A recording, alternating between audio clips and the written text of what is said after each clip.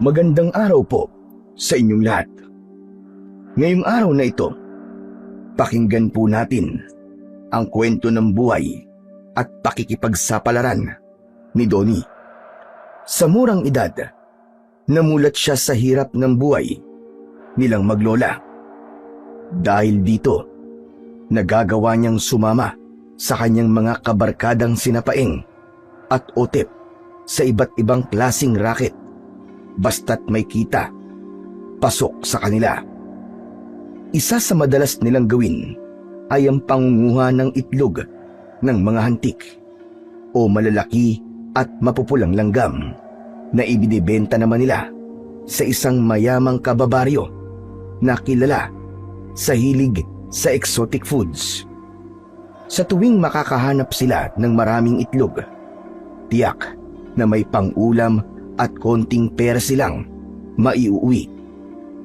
Pero isang araw, hindi nila alam na ang simpleng pagsunod nila sa utos ng matanda na kunin ang reyna at mga itlog nito ay ang siyang magdadala sa kanila sa sitwasyong delikado. Puno ng kababalaghan, takot at misteryo. Isang aswang ang magpapakita kay Donnie at hihingiin nito ang mutyang nakuha niya mula sa pugad ng mahiwagan langgam. Ano nga kaya ang tunay na kapangyarihan ng mutyang ito? Bakit ito hinahabol ng isang nilalang na handang pumatay para lamang makuha ito? Hanggang saan kaya ang kayang ipaglaban ni Donnie sa mutya? Kaya ba niyang ipagpalit ito para sa kaligtasan ng kanyang sarili at mga kaibigan? Ngunit bago po ang lahat, mga idol, huwag po nating kalimutang mag-subscribe at i-hit ang notification bell sa aking YouTube channel na The Voice Addict at Apong Isaak para sa mas marami pang makapigil hiningang kwentong aswang at katatakutan mula sa mundo ng kababalaghan. Umpisahan na po natin ang kwento. Isang umaga, sa maliit na kubo sa gilid ng palayan, abala si Donnie sa pag-aayos ng bayong. 10 taong gulang lang siya, pero sanay na sa mga gawaing pangmatanda. Nakaupo siya sa papag. Maingat na hinihila ang lubid at iniikot ito sa bunganga ng bayong. Sa tabi niya ay nakalapag ang patpat na gamit nila sa pangunguha ng itlog ng hantik. May konting bahid pa ng dagta mula sa huli nilang pag-akyat sa puno. Mula sa kusina, kumalat ang amoy ng kape na tinitimpla ng lola niya. Daddy, Apo! Halika na! Kumain ka na muna ng pandesal bago ka umalis. Opo, Lola. Pero babaunin ko na lang po. Kakainin ko na lang po sa daan. Pagkasabi nito, isinabit niya ang bayong sa balikat at kinuha ang tinapay. Lumabas siya ng bakuran at nagsimula ng maglakad ng mabilis. Kahit nakapaalang, sanay na siya sa gaspang ng lupa at sa tusok-tusok ng damo sa kanyang dadaanan. Pagdating niya sa kanto, nakita niya ang 2 niyang kaibigan na naghihintay. Sila ay walang iba kundi sina Paing at Otep. Parehong may bitbit na sako at nakasuot ng mga lumang sombrero. Oy, bilisan mo naman! Pambira na yan, oo. Akala ko ba maaga tayo para mauna tayo kina Boyet at sa mga pinsan niya? Oo na, nandyan na ako. Bakit ba kasi ang tagal-tagal mo? Kanina pa kami naghihintay nitong si Otep eh. Eh paano? Inayos ko pa kasi itong bayong eh. O tara na. Baka mamaya puro sirampugad talagang abutan natin doon. Oo nga naman, sayang ang araw.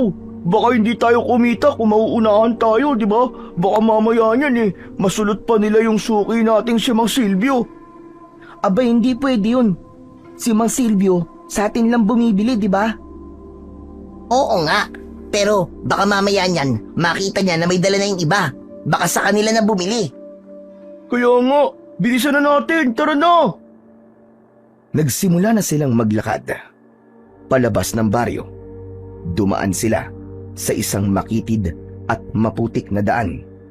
Patungo sa bakuran ng isang maliit na bahay kung saan nagsisimula ang masukal na parte ng gubat. Habang naglalakad ang magkakaibigan, pinag-uusapan na nila kung aling pugad ng hantik ang uunahin at kung paano hahatiin ang kita kapag nabenta na nila ang mga itlog. Si Mang Silvio ang kanilang suki pagdating sa bentahan ng mga itlog ng hantik. Isa itong lalaking payat, may mahabang leeg at medyo hukot ang katawan. Kilala ito sa baryo nila na mahilig sa mga eksotik na pagkain, lalo na sa mga itlog ng hantik. Ayon dito, pampalakas daw kasi ng tuhod ang pagkain na yun.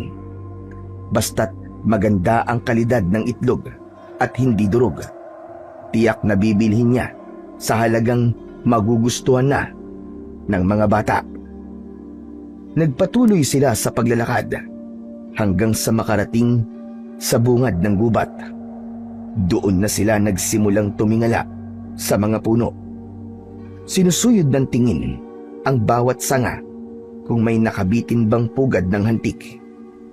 May ilan silang nakita pero halos lahat ay wasak na. Halatang may nakauna na sa kanila.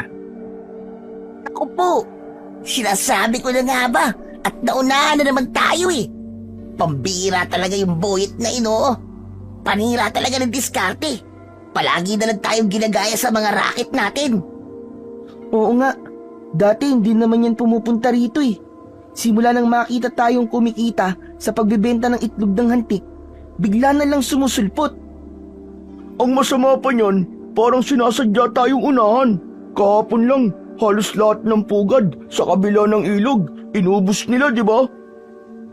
Nakakaasar na nga eh. Hindi man lang makaisip ng ibang diskarte. Parang palaging nananadya. Visit siya. Ay oo, sinabi mo pa. Tandaan niyo dati, nung nag-iipon tayo ng baon ng nyog para ibenta sa mga maguling, aba, ilang araw lang, namumulot na rin sila. Ay oo, tanda ko yun. Di ba, binabaan pa nila yung presyo, kaya naagaw nila yung suki natin. Oo. Tapos naganap tayo ng ibang pagkakakitaan, di ba? Namulot tayo ng mga itinatapong troso sa ilog. Malaki-laki sana ang kita natin doon, kahit medyo delikado. Kaso, ilang araw lang din, nakikipag-agawan na naman sila. Isip ko nga eh, paano kaya nila nalalaman lahat ng racket natin? Naku, malamang alam ko na kung paano. Paano nga? Minsan, narinig ko si Kuya Lando mo sinasabi sa mga lasinggero sa tindahan nila Boyet kung ano ang pinagkakakitaan natin. Malamang, doon niya naririnig lahat. Panay ang bida niya na malaki daw ang kinikita mo sa pangunguha lang ng mga itlog ng hantik. Kaya pala hindi tayo makapagsikreto eh.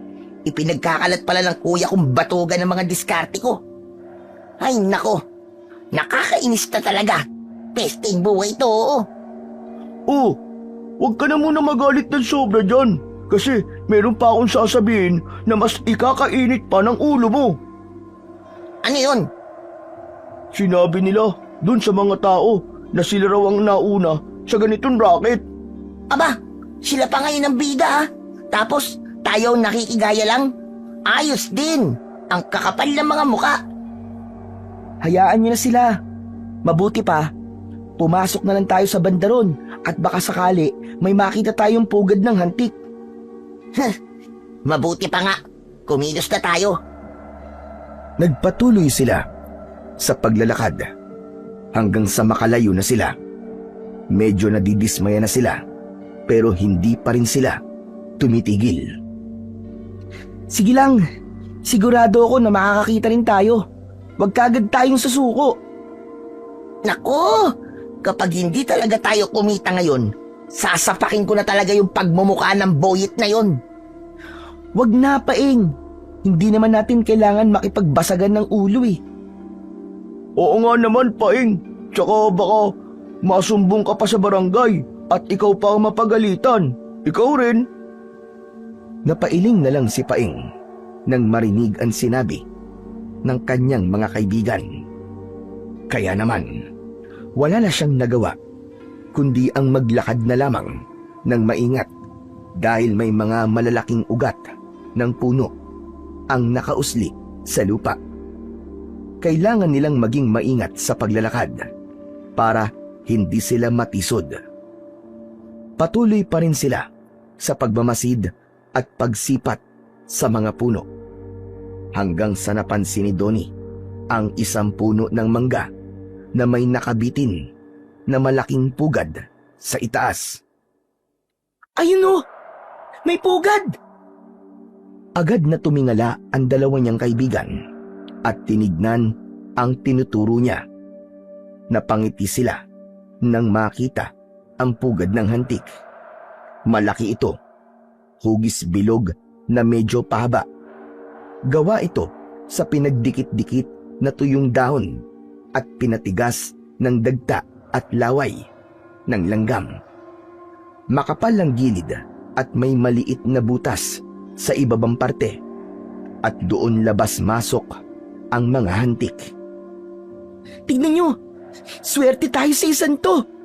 Sigurado, malaki at bumbu pa! Kunin na natin! Teka! Sino palang aakyat ngayon? Aba, tignan nyo naman. Mataas yung puno, oh. Hindi yan abot ng panungkit natin. Oh, ako na kahapon ah. Kayo naman ngayon. Tad-tad pa ako ng kagat eh. Halos magdamag akong nagkamot kagabi. Ang kati-kati kaya. Sandaling natahimik ang tatlo. Tumingin si Paeng kay Otep. Otep, ang mabuti pa ikaw na. Ikaw ang pinakamagaling umakyat, di ba? Ay naku, sige na nga, ako na. Walang problema sa akin yan. Basic. Pagkasabi nito ay may inilabas ang bata mula sa kanyang bulsa. Ito ay isang maliit na bote na may lamang malinaw na likido. Teka. Ano yan? Pangontra to sa mga kagat ng langgam. Hey, pangontra? Paano naging pangontra yan eh? Mukhang tubig lang naman yan eh. Gagana ba yan? Gagana to. Kasi binili to ng nanay ko sa isang sikat na albularyo doon sa kabilang bayan. Kapag ipinahid mo daw to sa iyong katawan, hindi ka nakakagatin ng anumang hayop o kaya ng insekto. Aba, patingin nga ako niyan. Kinuha ni Paeng ang maliit na bote. Binuksan niya ito at dahan-dahang inamoy. Alam mo, tama si Donnie. Mukhang tubig lang naman to eh. Baka naloko ng albularyo ang nanay mo. Hala kayo, huwag niyong pagtawanan to. Mahal pa nga to nabili ni nanay eh. Tinakas ko lang kasi alam kong makakatulong to sa atin sa pangunguha ng itlog tapos pagtatawanan niyo lang, salbahay kayo ah. Sorry tol, hindi pa kasi kami nakakakita ng pangontra sa mga langgam eh. Pero sige nga, subukan mo para makita natin kung gagana nga yan. Talagang susubukan ko to. Ayoko magaya sa'yo na puro kagat ang mukha at katawan. Ang yabang naman ito. Eh paano kung hindi yan gumana? Gagana to. Tignan nyo kasi. Ako ang magiging hari ng mga langgam, tandaan yan. Baka nga magmano pa sila sa akin mamaya pag nakita ako sa taas eh. Aba, gusto ko yung makita. O sige na. Umakyat ka na at patunayan mo sa amin. Pinisil-pisil ni Otep ang bote at nilagyan ng likido ang kanyang dalawang kamay. Pinahid niya ito sa kanyang mga braso at binti. Ganon din sa kanyang muka. Lumapit siya sa puno at nagsimula ng umakyat. Sanay na sanay itong umakyat. Mabilis ang kilos niya. Si Donnie at Paing naman ay nakabantay lamang sa baba. Hawak ang patpat at bayong. Hoy, Otep! Ingat ka dyan, ha? Baka mamaya madulas ka. Relax lang kayo! Huwag kayong kabado masyado! Habang papalapit siya sa pugad, sinisilip niya kung may lumalabas ba na langgam. May ilan siyang nakitang gumagalaw sa labas, pero hindi ganun karami. Ano, Otep? Kailangan mo ba ng sako dyan? Hindi na kailangan! Ibababa ko na lang ito ng buo sa inyo, pipitasin ko na lang! Pag-abot niya sa sanga, kung saan nakakabit ang pugad, sinubukan niyang hawakan ito sa parte na walang butas.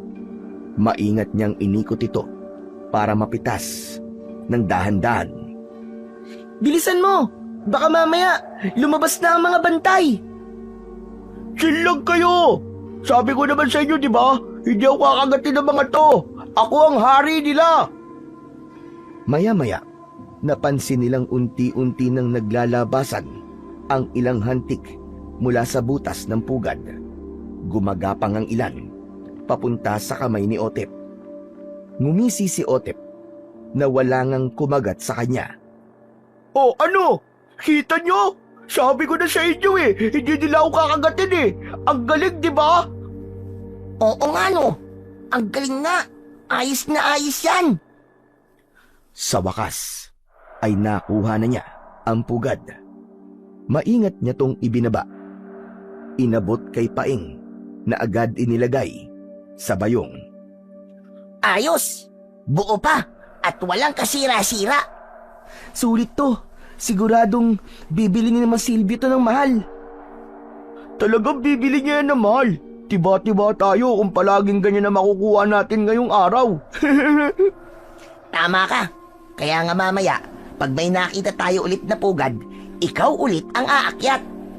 Walang problema yon. Di ba sabi ko nga sa inyo, hari ako ng mga langgam. Ama, ikaw na lang muna ngayon para magtuloy-tuloy ang pagiging hari mo. Nagtawanan silang tatlong magkakaibigan at muli nang naglakad.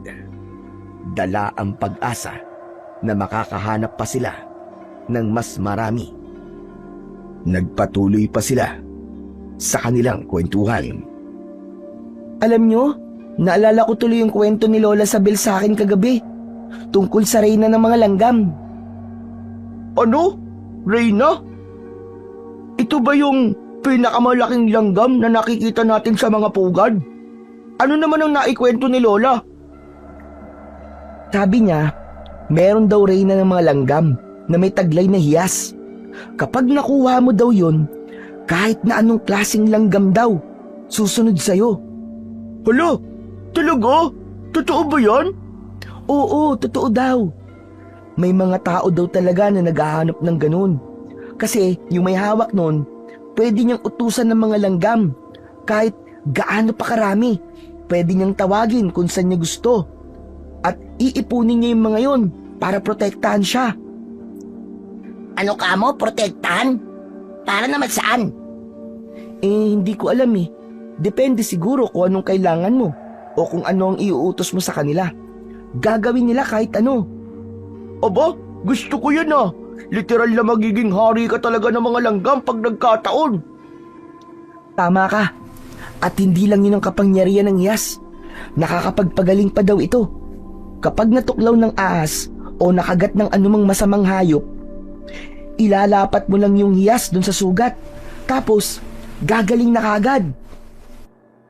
Aba, maganda nga yan Pero kung ako magkaroon ng hiyas na yun, isa lang ang gusto kong ibigay niya sa akin. Ano? Gusto kong ituro nila sa akin kung nasa ng pugad na may maraming itlog. Pwede yun. Tapos, hindi ka rin nila kakagatin kasi ang tingin ng mga langgam sa'yo, isa ka sa kanila. Meron ba talagang ganun? Parang hindi naman ka panipaniwala. Meron, Paing. Nako, kung nakita mo lang yung mukha ng lola ko kagabi, mapapaisip ka rin talaga Kung ganun, Alam ba ni Lola kung saan tayo makakakita ng ganon? Baka wala pang nakakakita ng ganon eh. Mahirap daw talaga kasing makakita nun. Di daw madalas nagpapakita ang pugad ng reyna na yun. Ganon ba? Nako, saka na lang ako maniniwala kapag may nakita na tayong hiyas. Bahala ka kung ayaw mo maniwala. Pero sinasabi ko na sa'yo, hindi gumagawa ng kwento ang lola ko. Okay, sige na. Sabi mo eh. O siya, paano? Tara na. Napaismid si Donnie habang mahigpit na hawak-hawak ang kanyang bayong. Sa isip niya, balang araw ay mapapatunayan din niya na totoo ang mga sinabi ng kanyang lola Sabel. Kahit na ngayon ay parang walang naniniwala sa kanya. Para sa kanya, sapat na muna na makahanap silang muli ng pugad upang maibenta kay Mang Silvio at kumita kahit kaunti. Pagkatapos ng halos kalahating araw na paglalakad, paghahanap at pag-akyat sa mga punong kahoy, nakalap din nila ang halos kalahating sako ng laman mula sa mga pugad na natagpuan nila. Pawis na pawis sila at pagod, pero masaya sila dahil sulit ang kanilang pagod. Nang masiguro nila na sapat na ang dami ng kanilang nakuha, nagsimula na silang maglakad pa uwi. Dala ang pag-asang makakahanap pa sila ng mas marami sa susunod na lakad nila. Bumalik na sila sa baryo at agad ding dumiretso sa bahay ni Mang Silvio. Matatagpuan ang bahay na yon sa dulo ng baryo at nakatago sa likod ng sagingan. Malaki at matibay ang bahay. Gawa sa matitibay na kahoy at pader. May malawak na balkonahe na may upuan na yari sa ratan. At sa gilid nito ay nakasabit ang ilang mamahaling paso na puno ng mga magaganda at bihirang makita na halaman. Sa bakuran, nakaparada ang isang bagong modelo na motorsiklo at isang tricycle na ginagamit niya sa kanyang negosyo. May maliit at luma din siyang kamalig sa likod na hindi niya pinapalapitan sa kahit na kanino. Kilala si Mang Silvio sa baryo bilang isa sa may pinakamatagumpay na kabuhayan. Bumibili at nagbibenta siya ng iba't ibang produkto mula sa mga magsasaka. Ngunit sa kabila ng kanyang kayamanan ay wala siyang pamilya. Mag-isa lang siyang naninirahan sa magarang bahay nito. Tao po! Tao po, Mang Silvio! Tao po! Naku, malas. Wala pa yatang tao ah. Meron dyan. Para namang hindi ka pa sanay sa matandang yon. Maya-maya nga ay bumukas na ang pinto. Lumabas si Mang Silvio. Mabilis na napunta ang tingin niya sa dala nilang bayong na may lamang sako sa loob. Aba, mukhang marami kayong nakuha. Opo. Halos kalahating araw po kami naghanap eh. Magaling naman kung ganun. Hali kayo, pumasok kayo rito sa balkon. Maupo muna kayo dyan. Sumunod naman ang tatlo at umupo sa malapad na upuang ratan. Pumasok ang matanda sa loob at bumalik dala ang ilang malinis na lalagyan. Binuhos niya ng dahan-dahan ang mga itlog mula sa sako. Kumuha siya ng ilan, pinagmasdan ng mabuti, sinisipat-sipat pa sa araw. Inikot sa kanyang daliri, parang may hinahanap sa bawat piraso. Ano kayang ginagawa niyo? Aba, malay ko. Hindi nakapagpigil magbulungan ang dalawa habang si Mang Silvio naman ay abala pa rin sa pagsusuri. Paminsan-minsan ay lumalapit pa ito sa gilid ng balkonahe para masilayan ng mga ito sa liwanag ng araw. Nakita rin nila na inaamoy pa ito ng matanda bago ilagay sa iba pang lalagyan. Teka, ba't niya kaya inaamoy ano? Shh! Huwag kayong maingay. Baka mamaya marinig pa kayo eh. Ilang sandali pa, lumapit na sa kanila si Mang Silvio.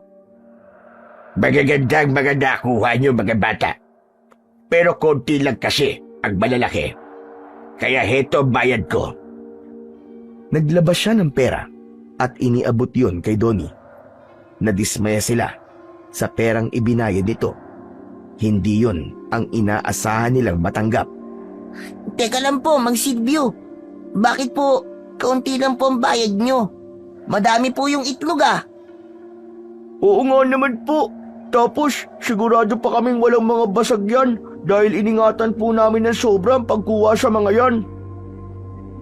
Mga bata, alam niyo kasi, maraming supply ngayon eh.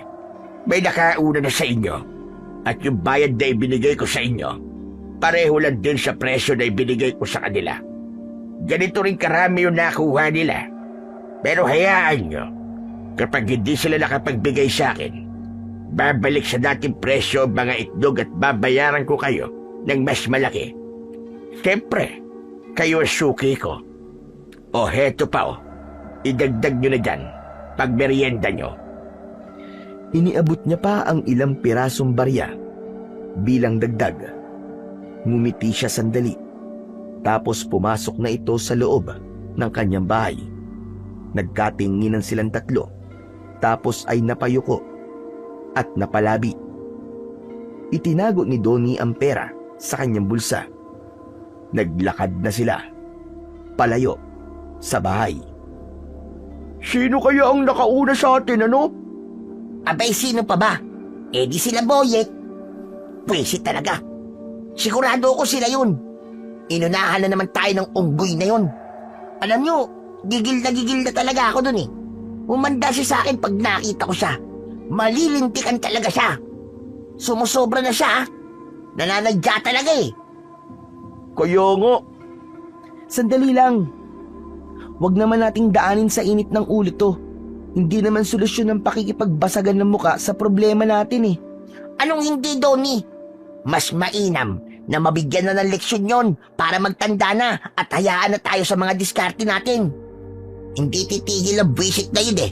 Hanggang hindi tayo nasasapawad. Oo nga. Pero hindi talaga solusyon ng pakikipag-away.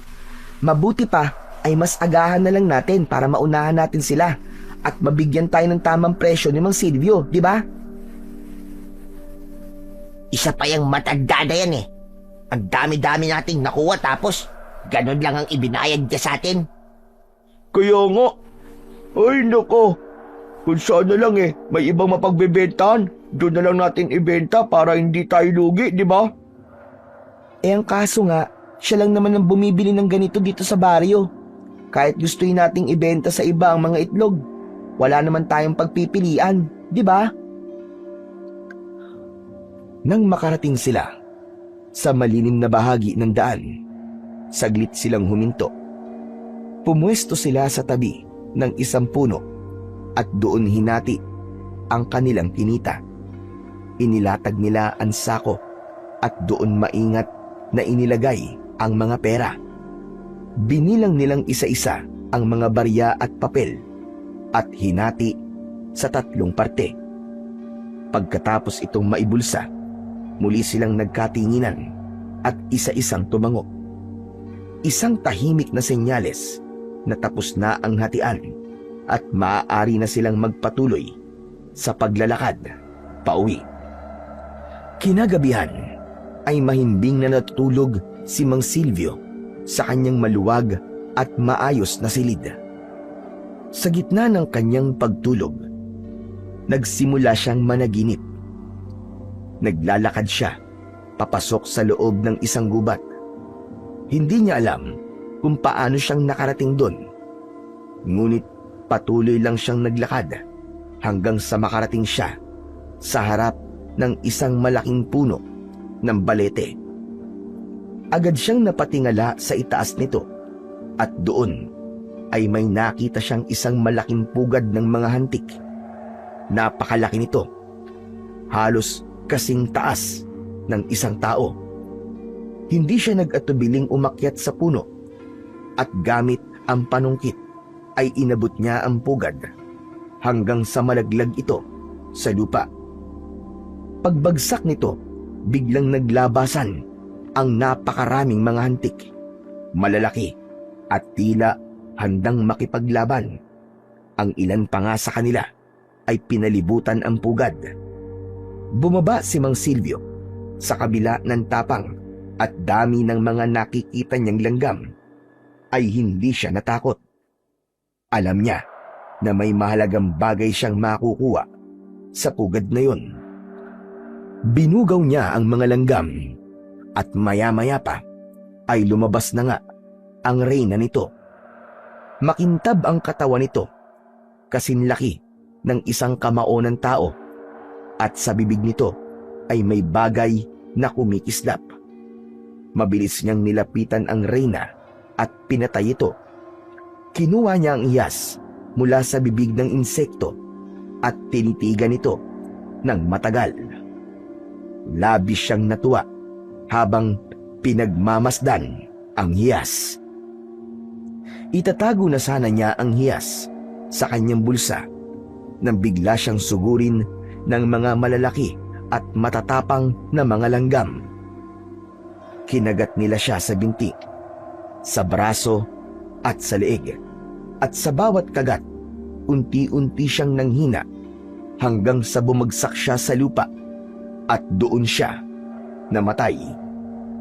Bigla siyang nagising, hingal na hingal at pawis na pawis. Pambihira! Visit na panaginip yun ah! Ngunit makalipas ang ilang segundo, bigla siyang napangiti. Ang panaginip na yun, sigurado ko, itinuturo niya sa akin kung saan makikita ang hiyas. Kailangan kong makuha yun, kahit na ano pa ang mangyari. Muling sumilay ang kakaibang ngiti sa kanyang muka. Alam ko na kung ano ang gagawin ko para magtagumpay.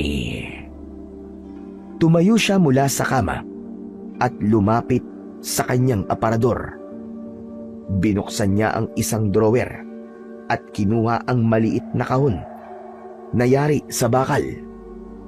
Maingat niyang binuksan ito at mula roon ay inilabas niya ang ilang lumang litrato ng kanyang ama at ina. Tinitigan niya ang mga ito ng matagal, saka nagsalita. Konting panahon na lang, muli na tayong magkakasama at wala nang makakapigil sa atin. Itinaas niya ang mga litrato na halos idikit na niya sa kanyang muka. Gagawin ko ang pangako ko sa inyo. Hahanapin ko yung mutya ng reyna ng mga langgam. Alam ko, yun lang ang tanging paraan para mabubuhay kayo uli. Pagkatapos nun, unti-unting nagbago ang kanyang anyo. Tumalim ang kanyang mga ngipin. Naging mapula ang kanyang mga mata at naging itim ang kulay ng kanyang balat. Humaba ang kanyang mga kuko at gumalaw ang kanyang katawan na parang hayop. Ang dating anyo nito na isang ordinaryong matanda ay napalitan ng isang nakakatakot, nakakakilabot at mapanganib na itsura. Si Mang Silvio ay isang aswang na handang gawin ng lahat. Matagpuan lamang ang mutya. Matapos yun, naglakad siya papunta sa likod ng bahay. Huminto siya sa harap ng kanyang lumang kamalig. Maingat niyang binuksan ang pintuan. Agad niyang naamoy ang isang mabahong amoy. Sa loob, may mga lalaking nakagapos ang mga kamay at paa.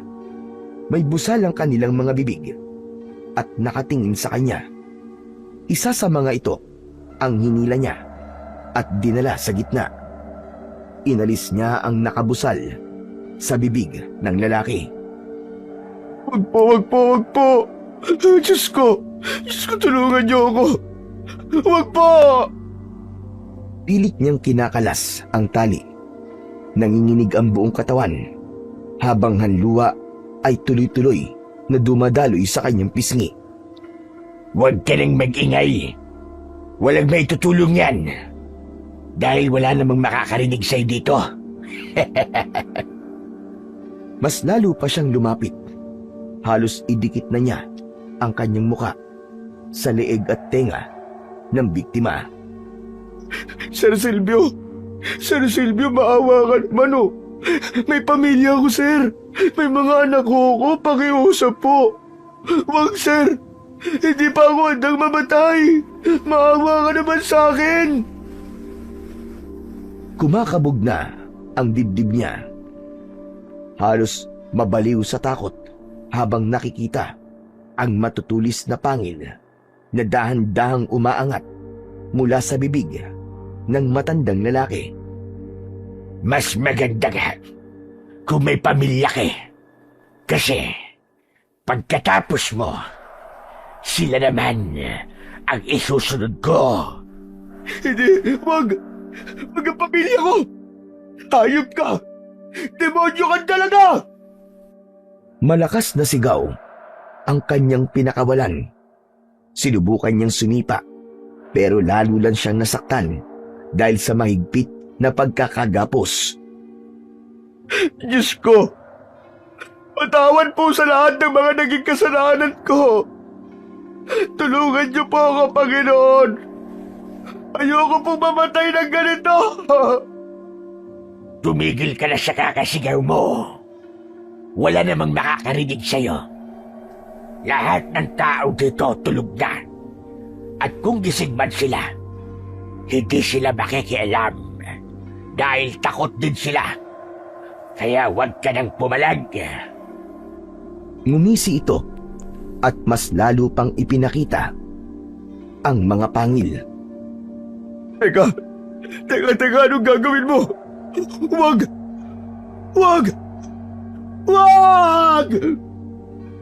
Biglang isinubsob ng halimaw ang kanyang muka sa leeg ng biktima.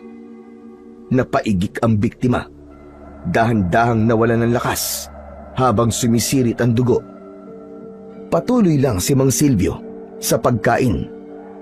Wala siyang pakialam sa panginginig at paghina ng kanyang biktima hanggang tuluyan na itong mawalan ng buhay. Ilang minuto ang lumipas bago siya tumigil. Inihagis niya sa gilid ang wala ng buhay na katawan at pinunasan ang kanyang bibig gamit ang kanyang kamay. Malalim ang kanyang paghinga, ngunit halata sa mukha niya ang kasiyahan dahil sa labis na kabusugan. Tumayo siya at tinignan pa ang dalawang lalaki na nasa loob ng kamalig. Tahimik lamang ang mga ito, ngunit bakas sa kanilang mga muka ang matinding takot matapos masaksihan ang ginawa ng aswang sa kanilang kasama. Nakabusal din ang kanilang mga bibig, kaya tanging pag-ungol at pag-iyak lamang ang kanilang nagawa. Well, huwag kayong mag-alala. Hindi pa niyo oras. Matulog na muna kayo. Lumabas na siya. Hila-hila ang katawan ng pinatay niyang tao. Muli niyang isinara at ikinandado ang pinto. Sinigurong walang makakatakas. Tahimik siyang naglakad patungo sa sagingan. Sa lilim ng mga daon, may nakahandang malalim na butas.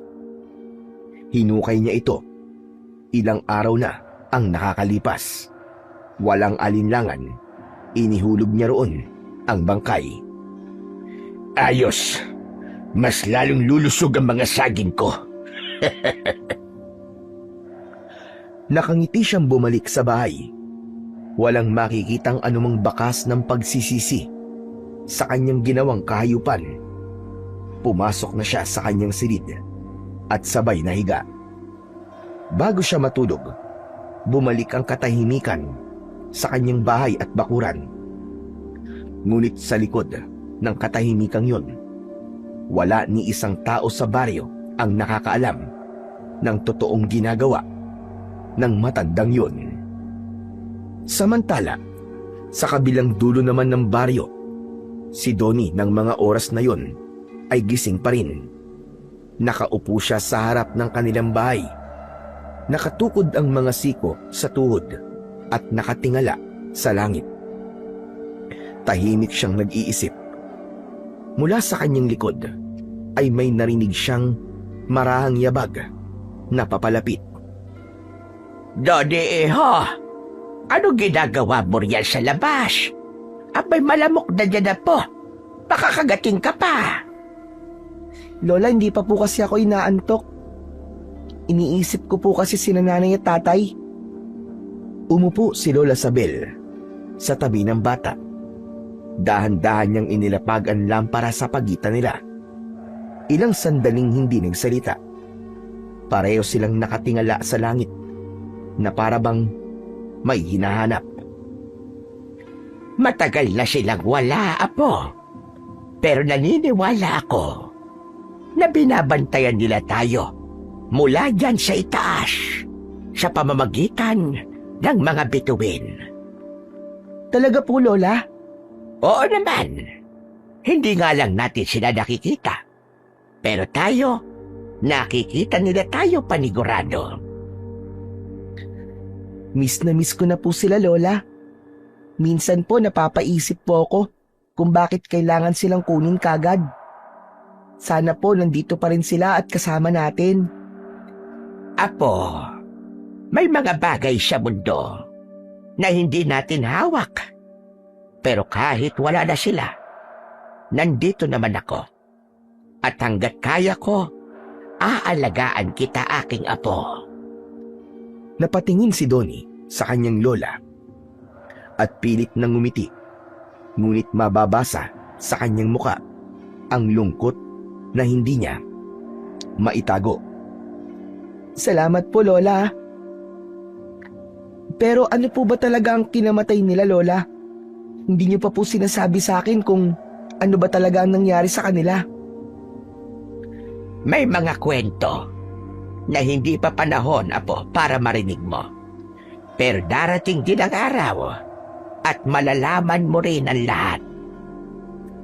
Sige po, Lola. Pero kung talaga pong hindi ko pa pwedeng malaman, ayos lang naman po. Maghihintay na lang po ako kung kailan po pwede. Muling natahimik si Donnie, pero maya-maya pa, biglang nangunot ang kanyang noo. Oh, bakit naman biglang naging ganyan ang mukha mo, Apo? Iniisip ko lang po kasi, Lola, kung posible bang mabuhay po ulit ang mga patay. Biglang kumunot ang noo ng matanda nang marinig ang tanong na yon mula sa kanyang apo. Bakit mo naman itanong yan, Apo? Ewan ko po.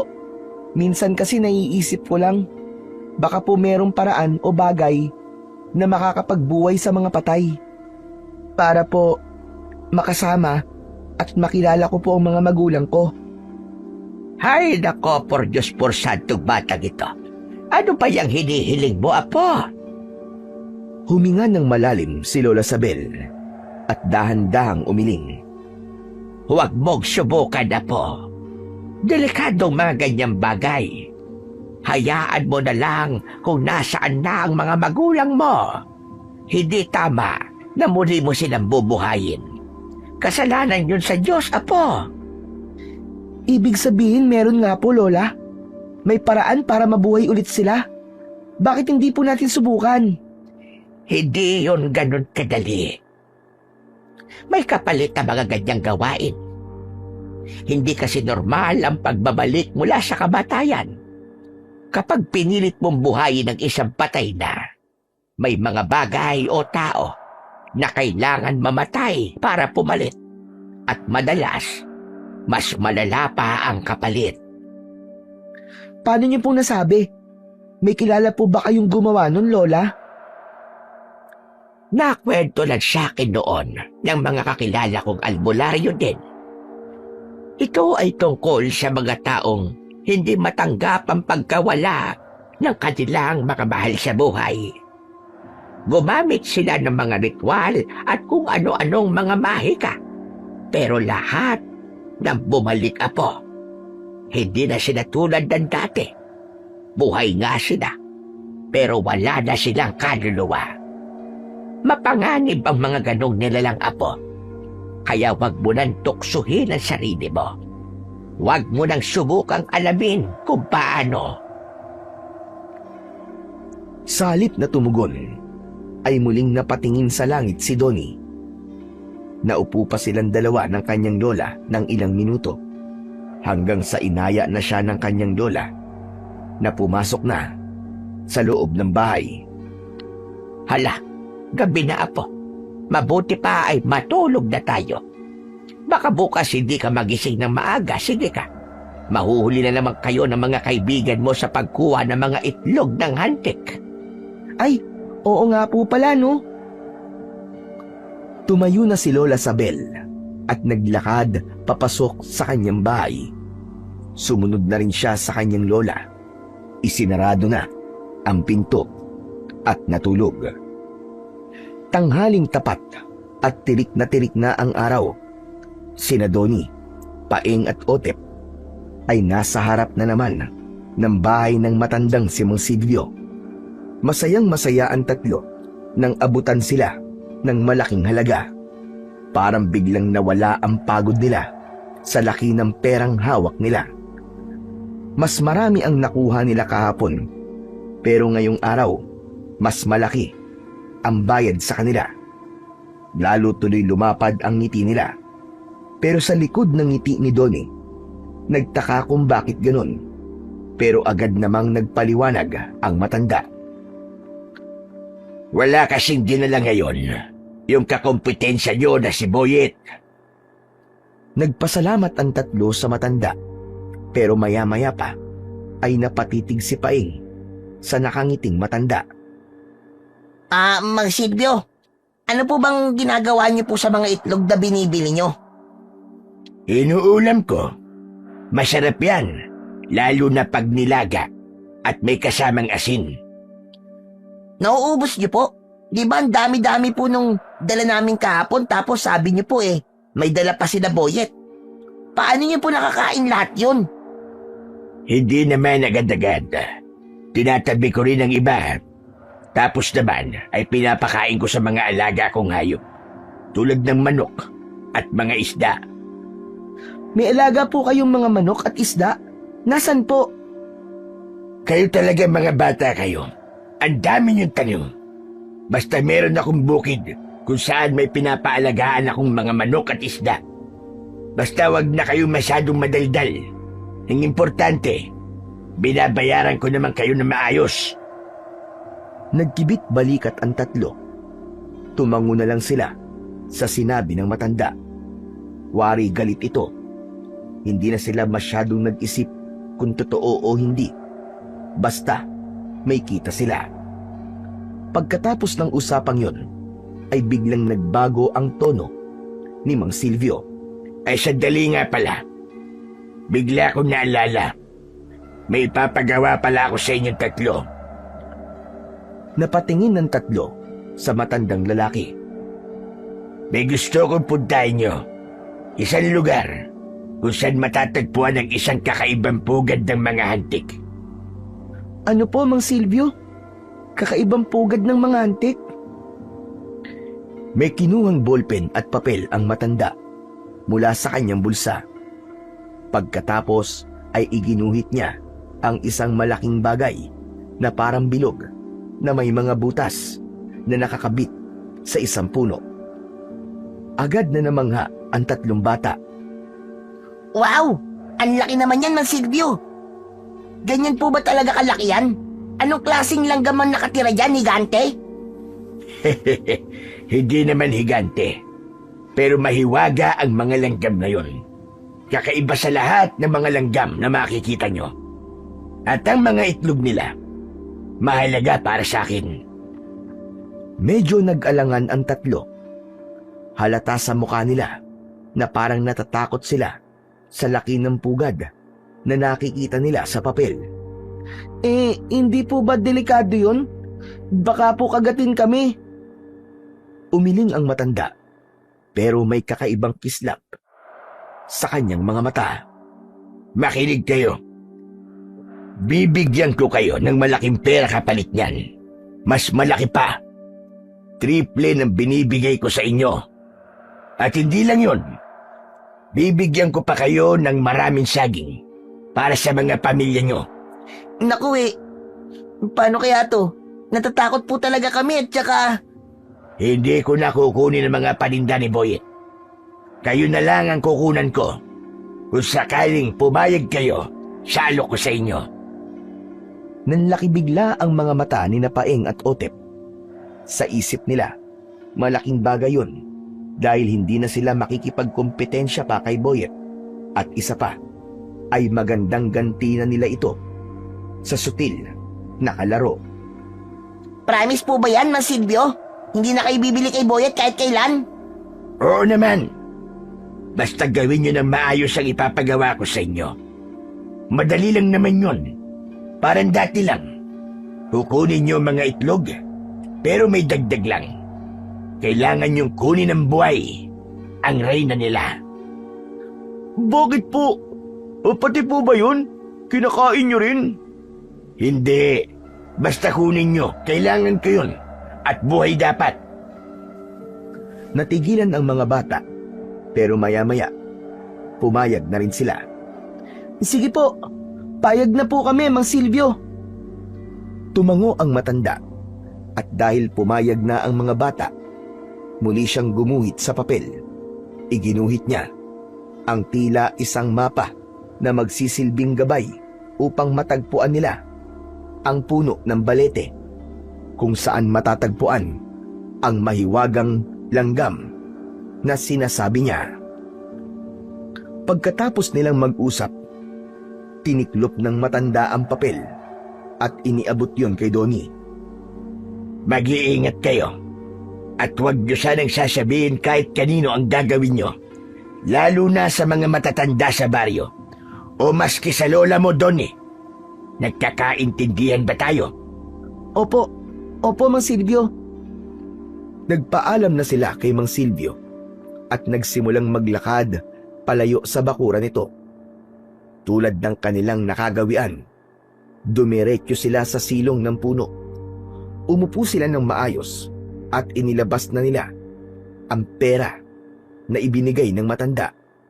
Binilang nila ang kabuuang halaga nito at pagkatapos ay maingat na hinahati-hati yon ayon sa kanilang napagkasunduan. Nang matapos, naghiwa-hiwalay na muna sila.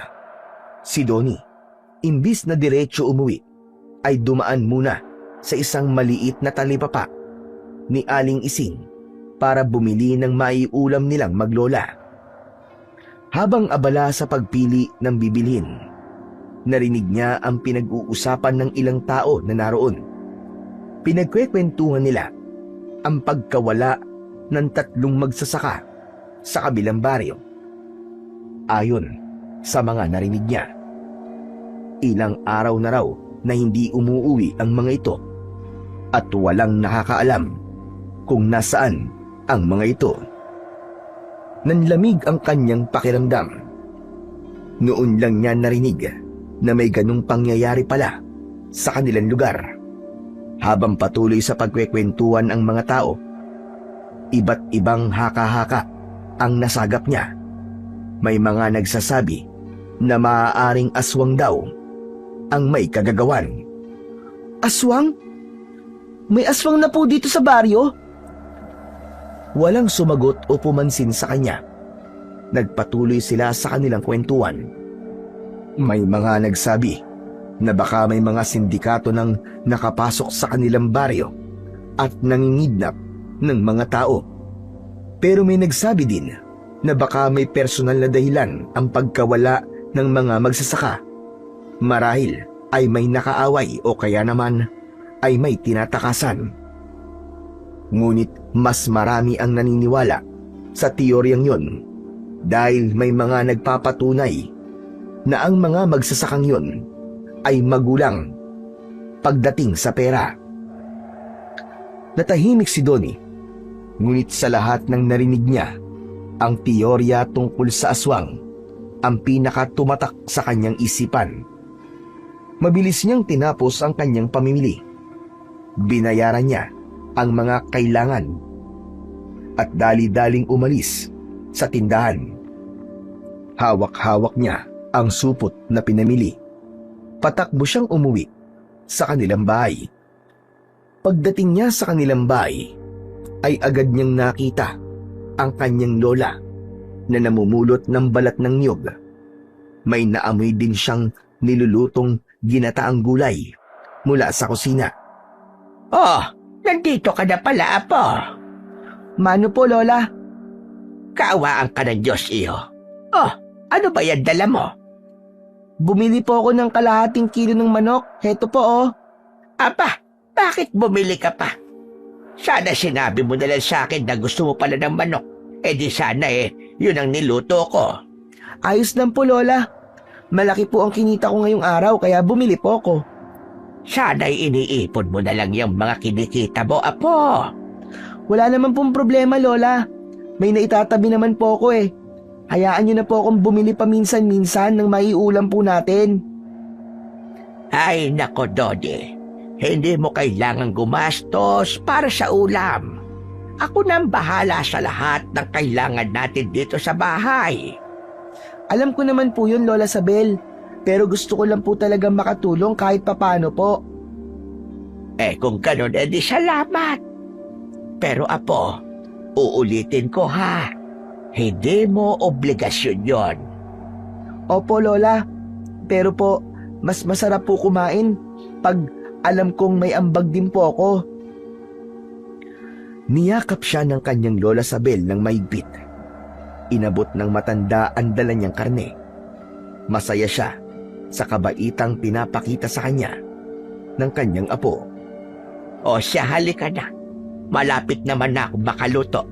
Itong dala mo, aadobohin ko na lang mamaya para sa hapunan natin, hane. Natuwa si Donnie sa kanyang narinig. Mabilis na naghanda ang matanda ng kanilang tanghalian nang luto na ang gulay. Habang naghahanda, ay inayos naman ng bata ang kanilang mesa at naglagay ng mga plato at kutsara. Nang handa na ang lahat, sabay silang umupo at nagsimula ng kumain. Habang kumakain, naalala ni Donnie ang mga usapan na narinig niya sa talipapa. Doon niya binuksan ang paksa tungkol sa mga nawawalang magsasaka. Lola, may narinig po kasi akong usapan dun po sa telepapa kanina. Ano naman yun, Apo? Sabi po nila, may mga nawawalang 3 magsasaka raw po dito sa baryo. Ilang araw na daw pong hindi umuwi. Kanya-kanya nga po sila ng paliwanag kung bakit nawawala po ang mga magsasaka eh. Alam ko na ang tungkol dyan, Apo. Talaga po? Bakit hindi niyo po sinasabi sa akin, Lola? Hindi ko kagad sinabi sa'yo kasi ayoko namang matakot ka. Saka, wala pa namang malinaw na dahilan kung bakit sila nawawala. Pero Lola, may nagsabi po dun eh. Baka daw po dinukot sila ng aswang. Totoo po ba yon? Huwag ka munang maniwala sa mga sabi-sabi. Kapag may ganitong pangyayari, kung ano-anong kwento talaga ang lumalabas, hintayin muna natin ang malinaw na ebidensya bago paniwalaan. Sa bagay po, pero kung totoo man po yun, nakakatakot na po Lola, lalo na po sa gabi. Wala ka naman dapat ikatakot kung marunong kang mag-ingat at kung di ka magpapasaway. Opo Lola, kaya nga po mula ngayon, hindi na po muna ako magpapagabi sa labas. Mabuti yan, Apo, at alam mo. Pero hindi pa naman kita paghihigpitan sa ngayon. Basta't wag lang kayong lalayo dito sa baryo, ha? Opo, promise po Lola. Ipinagpatuloy na nila ang kanilang pagkain. Ngunit paminsan-minsan ay sinusulyapan niya ang kanyang lola.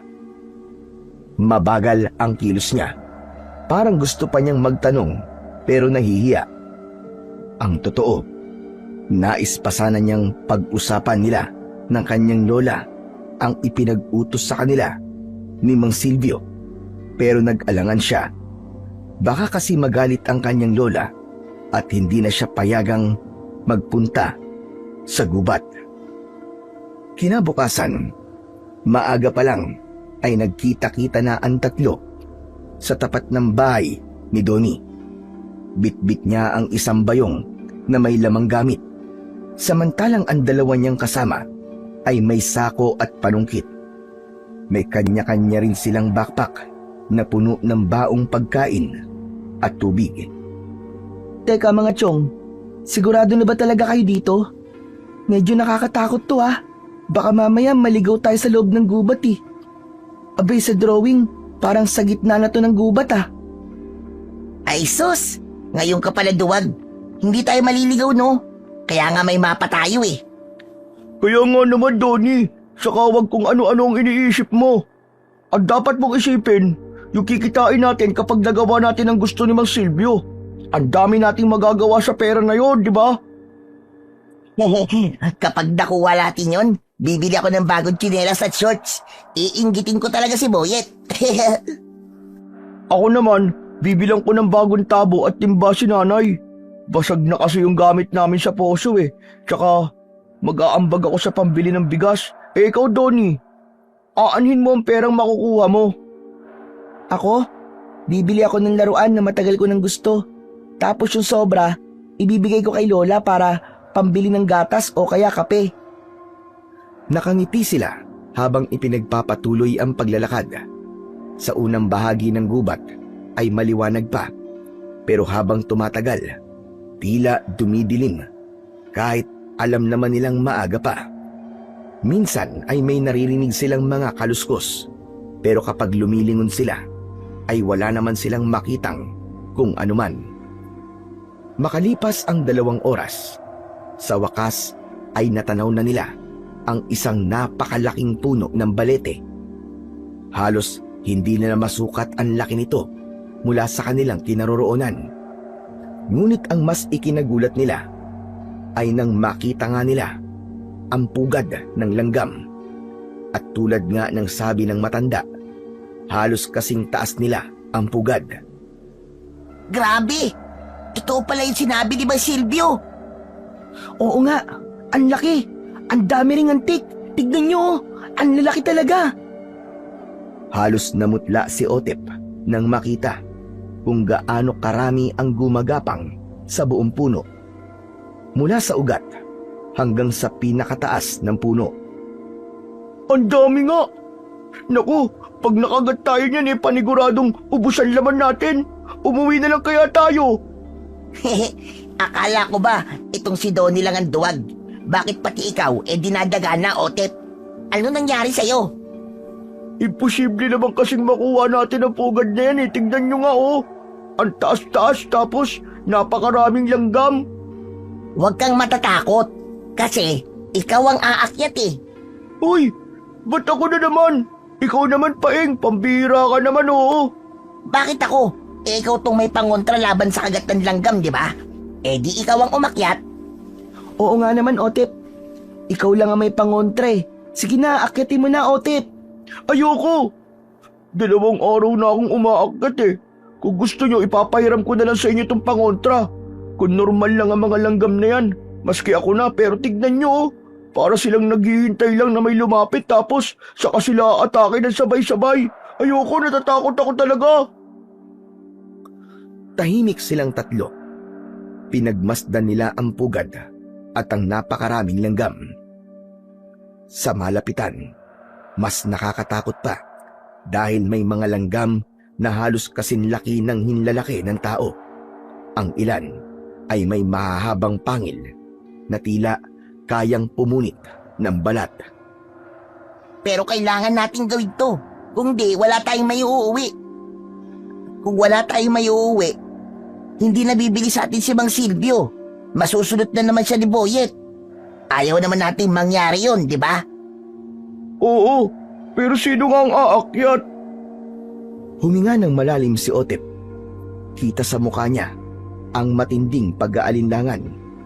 Sa isip niya, kahit na anong pangontra pa ang gamitin, baka wala pa ring silbi kung ganun karami at kalalaki ang langgam.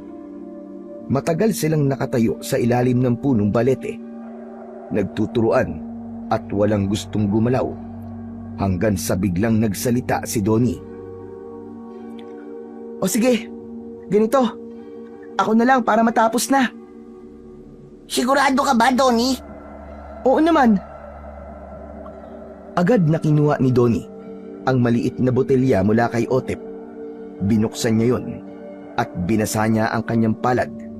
Sa kanya ito ipinahid sa kanyang mga braso, leeg at binti. Dahan-dahan siyang lumapit sa balete at sinubukang umakyat. Nung una ay nahirapan siya dahil madulas at makinis ang ilang bahagi ng ugat ng balete. May mga parte rin na may lumot, kaya kailangan niyang maging maingat para hindi madulas at mahulog. Ipinagpatuloy niya ang kanyang pag-akyat hanggang sa makarating siya sa tapat ng pugad. Mula sa mga sanga ay gumapang ang maliit at malalaking langgam patungo sa kanya. Hindi pa man siya kinakagat, pero ramdam niya ang kiliting dala ng kanilang mga paa habang umaakyat sa kanyang balat. Donnie, kaya mo yan! Sige! Sukitin mo na! Diretso lang! Nang marinigan sinabi ni Otep, agad niyang ipinaabot dito ang sungkit. Sinungkit niya ito hanggang sa tuluyang mahulog ang pugad sa lupa. Ayun na! Ngunit nang malaglag ang pugad, agad na tumakbo palayo ang dalawa niyang kaibigan. Ayoko kunin yan! Hindi ako nakapagpahid eh! Kakagatin ako ng mga yan! Donnie, ikaw na lang! Ikaw na lang ulit! Dahan-dahang bumaba ang bata mula sa itaas ng puno. At nang makababa, ay lumapit siya dito at tinapik-tapik ang pugad. Nang walang lumalabas, ay kinuha niya ito at marahang pinagpag. Lumabas mula doon ang reyna ng mga hantik na halos kasing laki ng kamao ng isang tao. Kulay itim ang ulo nito at makintab at gumagalaw-galaw ang mahahaba nitong antena na parabang may hinahanap. Grabe! Ang laki! Para na yung alien ah! Hindi lang alien! Parang higante na kamo! Layo tayo! Baka kainin tayo dyan! Bahagyang lumayo ang dalawang bata. Samantala, nakababa na si Donnie mula sa puno ng balete. Agad niyang sinipat ang reyna at kasabay nito, bahagyang umangat ang katawan nito at bumuka ang mga panga na naglalabas ng matinis na tunog na parabang nagbibigay ng babala. Hindi makapaniwala ang tatlo sa kanilang nakikita. Ngunit maya-maya, biglang tila may inilalabas ang reyna mula sa kanyang bibig. Sa una, inakala niyang isang malaking itlog lang ito. Pero nang tamaan ng konting sinag ng araw, kumislap ito ng bahagya. Hindi kaya yan yung... Bigla siyang natigilan nang maalala ang kwento ng kanyang lola tungkol sa espesyal na mutya o hiyas ng reyna ng mga langgam. Mabilis niyang hinagisan ng sako ang reyna at tinakpan ito. Nanginginig ang kanyang kamay habang inaabot ang matutulis na panga ng reyna upang kunin ang mutya. Pero bago niya makuha ito, kumilos ang reyna at kinagat siya sa gitna ng kanyang kamay. Aray ko! Ramdam niya ang matinding init na parang apoy na kumalat sa kagat papunta sa kanyang braso at dibdib. Ano? Okay ka lang ba, Donnie? Ano nangyari? Kinagat ako! Ang sakit! Ano? Lagot na! Kung ganon, ay di effective yung magic mo, Otep. Paano natin may uuwi ang reyna nito? Walang sumagot.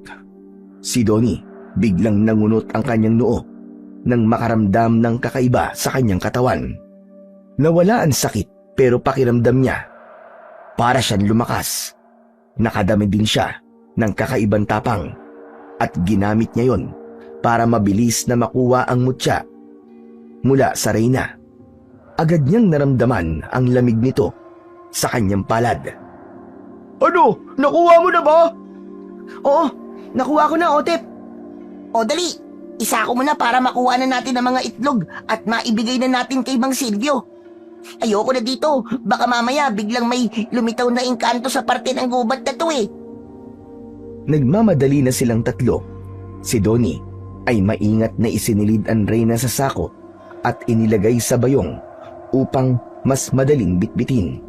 Samantala, ang dalawa naman ay nanatiling nakatayo malapit sa pugad. Takot pa rin silang lumapit dito dahil napakadami pa ring langgam ang nakapalibot dito. Nang matapos si Donnie, siya na rin ang nangolekta sa mga itlog. Nang matapos ay umuwi na sila. Ngunit habang sila ay naglalakad, napansin ni Donnie na tila sumusunod sa kanila ang mga langgam sa gilid ng daan. Hindi lang mga hantik, kundi pati na ang ibang uri ng mga langgam na nadadaanan nila. Ngunit hindi lang siya ang nakapansin nun, maski si Otep. Hala, tignan niyo oh! Itinuro nito ang mahabang linya ng mga langgam sa kanan nila. Natakot bigla ang mga bata. Tumakbo sila dahil sa pag-aakalang baka hinahabol sila ng mga langgam. Maya-maya, dahil sa pagmamadali, biglang naapakan ni Paing ang isang punso ng mga langgam at agad na umakyat ang mga ito sa kanyang paa. Ay, aray ko! Aray, tulungan niyo ako! Aray! Tigil! Biglang huminto ang mga langgam at isa-isang bumalik sa punso. Tatlo silang natigilan. Walang masabi. Hindi nila maanalisa kung ano ang nangyari. Bagkus napansinin yun, ay nagpatuloy na lang sila sa paglalakad hanggang sa makarating sila sa baryo. Pero bago pa sila magpatuloy, biglang huminto si Donnie. Mga chong, mauna na kayong pumunta kay Mang Silvio. Kailangan ko munang umuwi.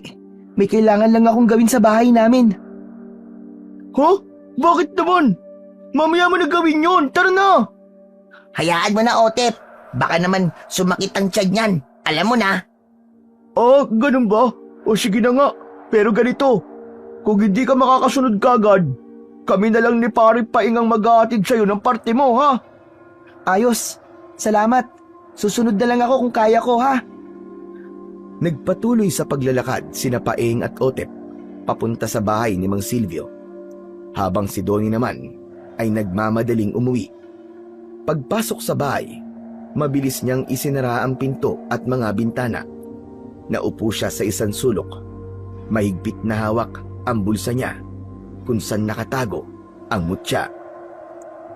Mula sa kusina ay lumitaw si Lola Sabel at nakita ang kanyang apo na parang may malalim na iniisip. Nakita rin niya ang mga nakasarang bintana at pinto. Dodi, apo, abay anong nangyari? Hindi agad sumagot ang bata. Inilabas niya mula sa kanyang bulsa ang mutya at ipinakita ito sa kanyang lola, na nang makita ito ng matanda ay nanlaki ang mga mata. Sandali lang. Yan ang... Aba, apo, saan mo nakuha yan? Nakuha ko po yan sa gubat. Sa pugad po ng Reyna ng mga hantik. Hindi. Ba't mo kinuha yan, apo? Alam mo bang delikado yung ginawa mo? Ano ba nangyari? Paano? Ikikwento ko po sa inyo lahat, Lola. Pero wag sana po kayong magagalit, ha? Ikinuwento ni Donnie ang lahat, mula sa utos ni Mang Silvio hanggang sa makita na nila ang pugad. Isinalaysay niya kung paano siya umakyat at kung paano niya nakuha ang mutya sa panga ng Reyna ng mga langgam. Pati na ang kakaibang kilos at asal ng mga langgam.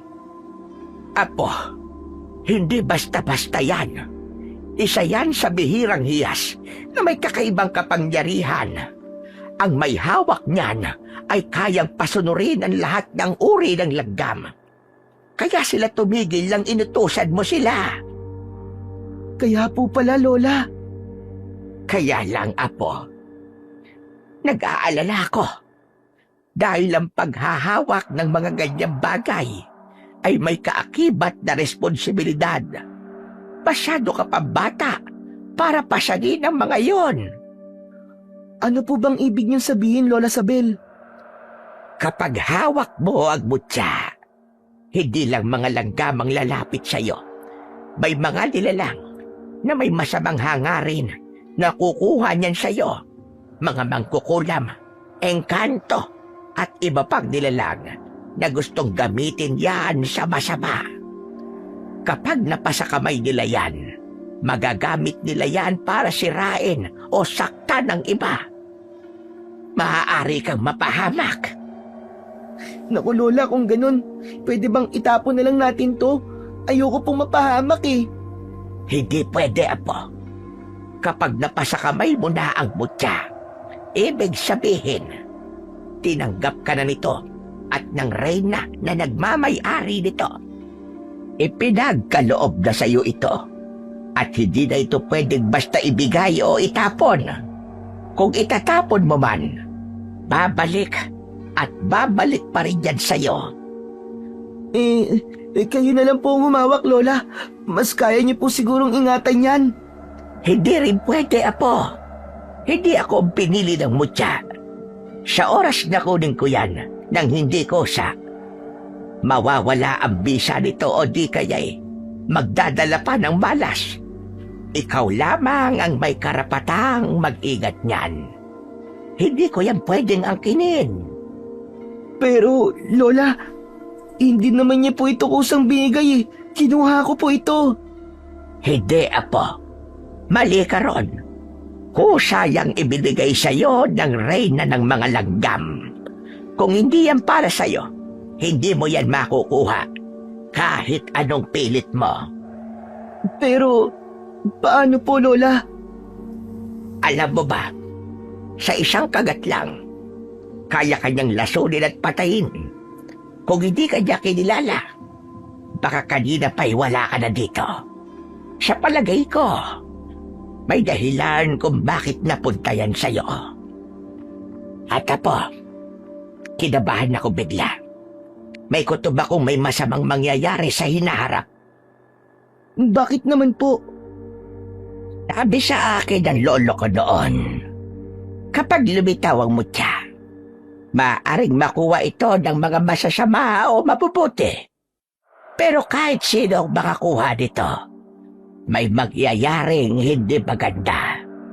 Swerte na lang at sa'yo napunta yan at hindi sa isang masamang tao. Teka, Lola. Hindi ko po talaga maintindihan eh. Naguguluhan po ako. O sige, ipapaliwanag ko sa iyong mabuti, Apo. Makinig ka. Ganito kasi yan. Ang ganyang uri ng langgam ay bibihira lamang magpakita.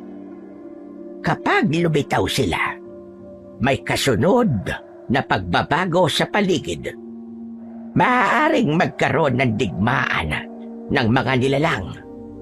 May sakit na kumalat o kaya naman ay may nanggugulo na hindi natin alam. Hindi natin alam kung alin, pero sigurado kung may dahilan kung bakit sila nagpakita at kung bakit mo nakuha ang mutya ng reyna ng mga langgam. Hindi po kaya may kinalaman to sa mga nawawalang magsasaka, Lola? Aba, oo nga, Hane. Posible, Apo. Baka nga may kinalaman yon sa mga nawawalang tao dito sa ating baryo. Lola, nakakatakot naman. Huwag kang matakot. Ngayon pa ba na may hawak ka ng mutya? Di ba sabi ko sa'yo? May kapangyarihan yan. Kaya mo yang gamitin para ipagtanggol ang sarili mo kung sakali man na may masamang mangyari. Pero paano ko po ito gagamitin? Hindi ko naman po alam kung paano. Kusa mo yang magagamit sa oras ng pagkakailangan. Ang mutya na yan, bibigyan ka ng kakaibang lakas, liksi at tapang. Basta't gamitin mo lamang sa kabutihan. Natahimik si Donnie. Tinitigan niya ang mutya sa kanyang palad. Nakita niyang kumikinang ang bagay na yon. Ramdam niya ang lamig at bigat nito. Apo, tandaan mo, huwag mong ipapakita yan sa kahit na kanino. Kahit sa pinakamatalik mo pang kaibigan. Dahil hindi natin alam kung sino ang magtatangkang kunin yan sa'yo. Kahit na mabuting tao pa ang makakuha yan sa'yo, ay mamamatay lang ang kapangyarihan ng mutya at hindi na ito magagamit. Pero, kung masamang nilalang ang makakakuha yan, maaari nilang buhayin ang kapangyarihan nito at gamitin sa kasamaan. At kapag nangyari yon, maraming maaapektuhan at magkakagulo ang buong baryo. Tahimik na tumango si Donnie. Sa loob-loob niya, hindi niya alam kung handa na ba talaga siyang akuin ang responsibilidad na yon. Simula ngayon, mag-iingat ka, Apo. Dahil baka sa mga susunod na araw, may papansin kang kakaibang nangyayari. Kung minsan sa mga panaginip mo, kung minsan naman, bigla na lang sa totoong buhay. Makinig ka sa kutob mo. At kapag may hindi ka maintindihan, lumapit ka kagad sa akin. Opo, Lola. Pangako po. Tumayo si Lola Sabel at may kinuha mula sa isang kahon na nakalagay sa ibabaw ng lumang aparador. Pagbalik niya, dala niya ang isang kakaibang pulseras. Gawa ito sa balat ng hayop na may maliit na sisidlan na yari sa tansong may takip. O heto, ilagay mo dito yung hiyas para hindi mawala o mahulog. Ganito ang ginagamit ng mga antingero noon para ingatan ang kanilang mga mutya na may kapangyarihan. Huwag mo itong tatanggalin sa katawan mo.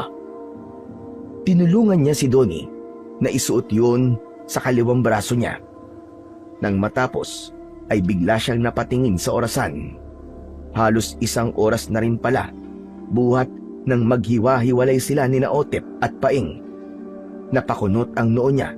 Nagtaka siya kung bakit wala pa rin ang mga kaibigan niya para ihatid sa kanya ang parte niya sa kita nila. Lola, pwede po ba lumabas muna ako saglit? Pupuntahan ko lang po si Otep at Paing. Kukunin ko lang po yung parte ko. Gano'n ba? O sige, puntahan mo na.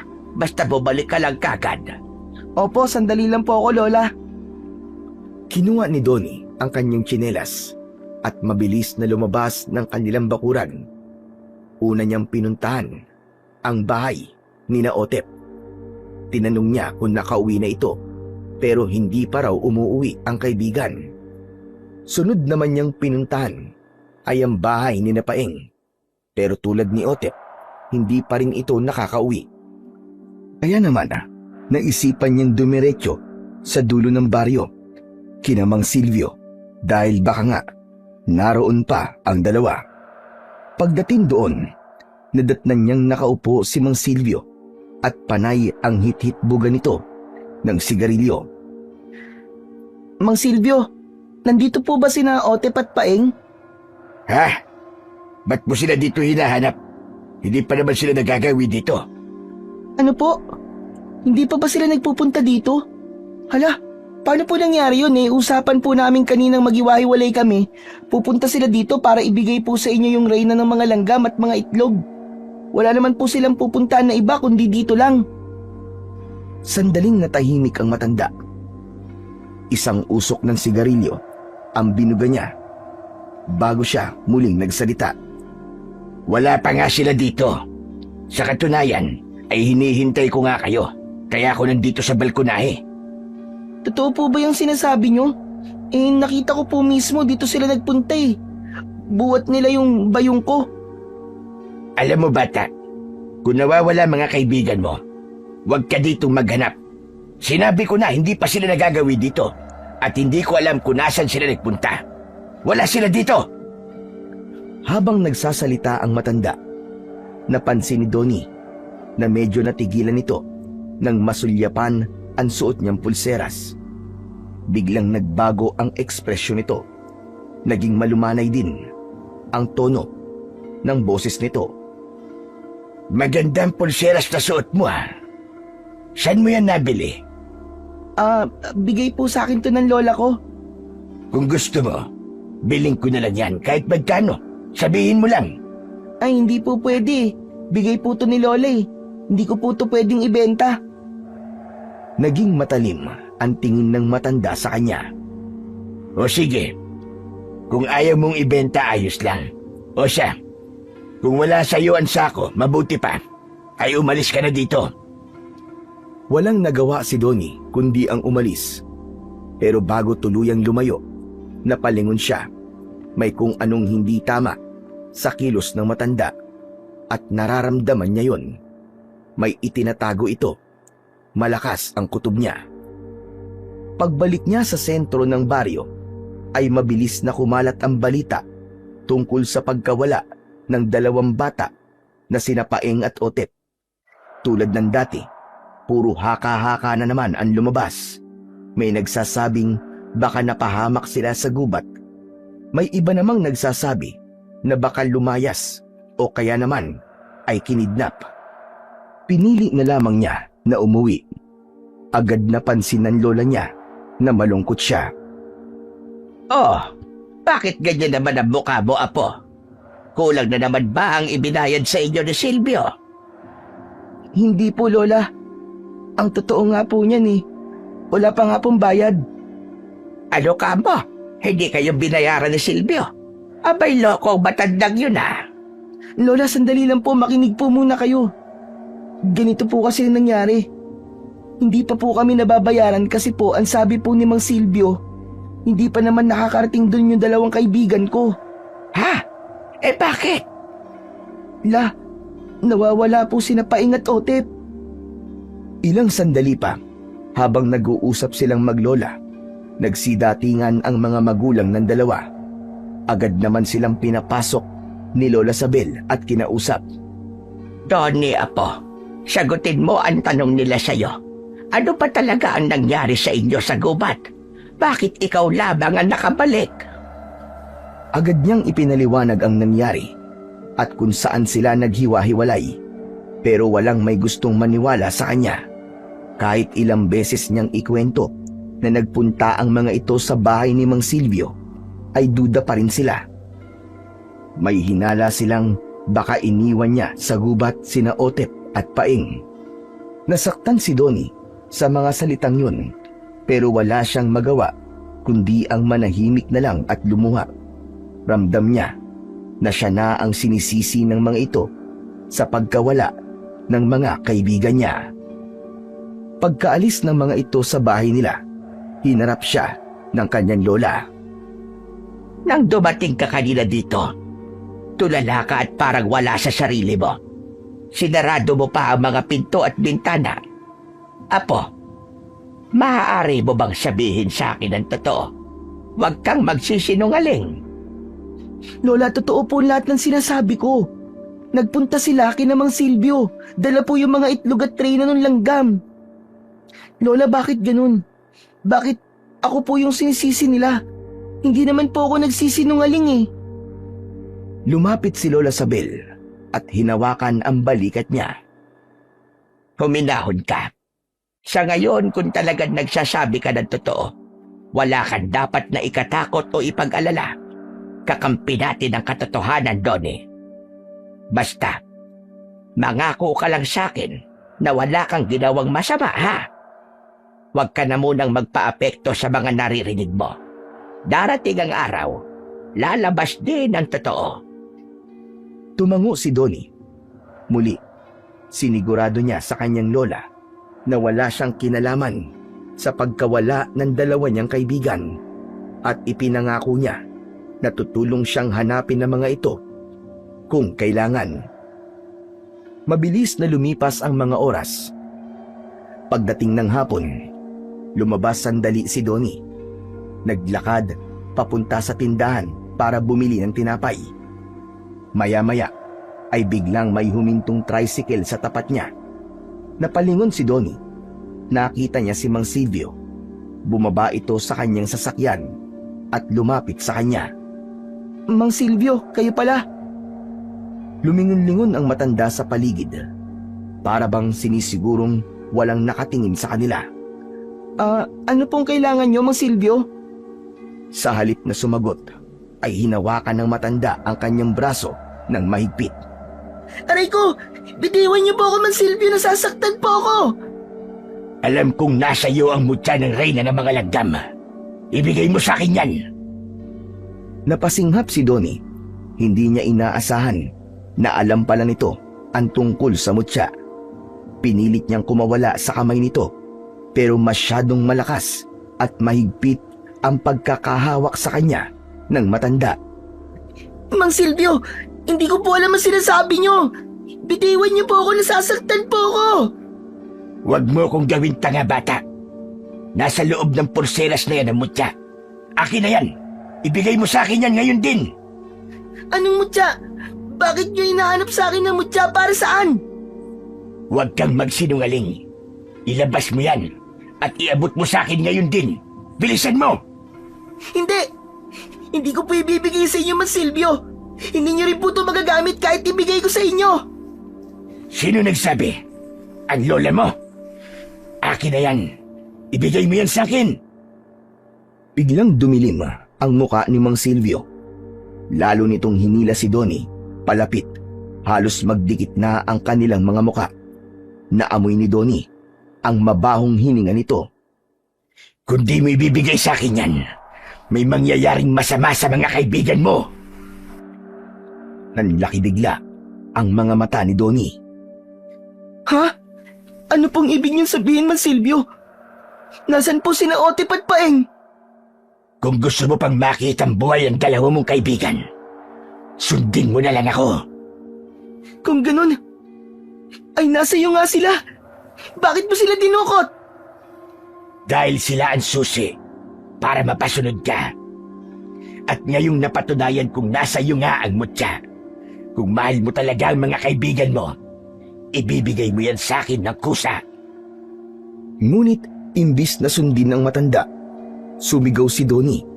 Napalingon sa kanila ang mga taong nagdaraan, kaya walang nagawa ang matanda, kundi bitiwan siya. Ngunit bago pa ito tuluyang umalis, ay yumuko ito at bumulong sa kanyang tenga. Mamayang gabi, bata, kailangan mong ibigay sa akin ang mutya kapalit ng mga kaibigan mo. Dalhin mo sa akin yan sa bahay ko. Doon sa may lumang kamalig. Kung hindi, makikita mo na lang ang mga kaibigan mo na palutang-lutang na sa ilog kinabukasan. Mabilis na bumalik si Mang Silvio sa kanyang tricycle. Naiwan naman si Donnie, tulala at parang nawala sa kanyang sarili. Pakiramdam niya ay parang pinipiga ang puso niya sa labis na kaba at galit. Gusto niyang humabol. Gusto niyang sugurin ng matanda, pero alam niyang delikado. Hindi pa niya alam kung bakit gustong kunin ni Mang Silvio ang mutya sa kanya. Hindi na siya tumuloy sa tindahan, bagkus ay umuwi na siya kagad. Pagdating sa bahay, nakita siya kagad ng kanyang lola. Oh, ano na namang nangyari? Namumutla ka. Lola, alam ko na po kung nasan po sina Otip at Paeng. Talaga? Nakauwi na ba sila? Hindi pa po. Ang totoo po niyan, nanganganib po sila ngayon. Hawak po sila ni Mang Silvio. Nakita po kami kanina, hinarang po niya ako. Ang sabi niya, ibigay ko raw po ang mutya kapalit ng buhay ng mga kaibigan ko. Lola, ano pong gagawin ko? Kung di ko raw po ibibigay, papatayin niya po sila. Nanahimik si Lola Sabel. Kita sa kanyang muka ang labis na pag-aalala. Ngunit agad niya ring nilapitan ang kanyang apo at hinawakan ito sa magkabilaang pisngi. Makinig ka, Apo. Hindi tayo pwedeng basta na lamang sumunod sa gusto ng taong yon. Kapag ibinigay natin sa kanyang mutya, hindi lang mga kaibigan mo ang malalagay sa panganib. Buong baryo ang magiging kapalit. Bakit niyo po nasabi, Lola? Matagal na akong may suspecha sa matandang yon. Pero wala lang talaga akong makalap na matibay na ebidensya. Akala ko ay mali ang aking hinala. Akala ko ay babait talaga siya dahil sa mga tulong na ibinibigay niya sa inyo. Kaya hinahayaan ko kayong lumapit sa kanya. Pero mukhang may itinatago siya. Bakit niya kakailanganin ng mutya? Anong gagawin niya roon? Bakit kailangan niyang dukutin ang 2 bata para lang makuha ang kapangyarihan ng mutya? Masama ang kutob ko, Donnie. Ano pong gagawin natin, Lola? Kung hindi po tayo kikilos at kung hindi tayo susunod, paano naman po sina Otip at Paing? Paano po mga kaibigan ko? Kailangan nating magplano. Hindi tayo papayag na mapahamak sila at hindi rin tayo magpapatalo sa kasamaan. Ramdam ni Donnie ang bagyang paggaan ng dibdib niya sa mga sinabing yon ng kanyang lola Sabel. Pero alam niyang hindi magiging madali ang laban na ito. Anumang oras o anumang pagkakamali na magagawa niya ay maaaring ikapahamak ng kanyang mga kaibigan. Pagsapit ng gabi, tahimik ang buong baryo.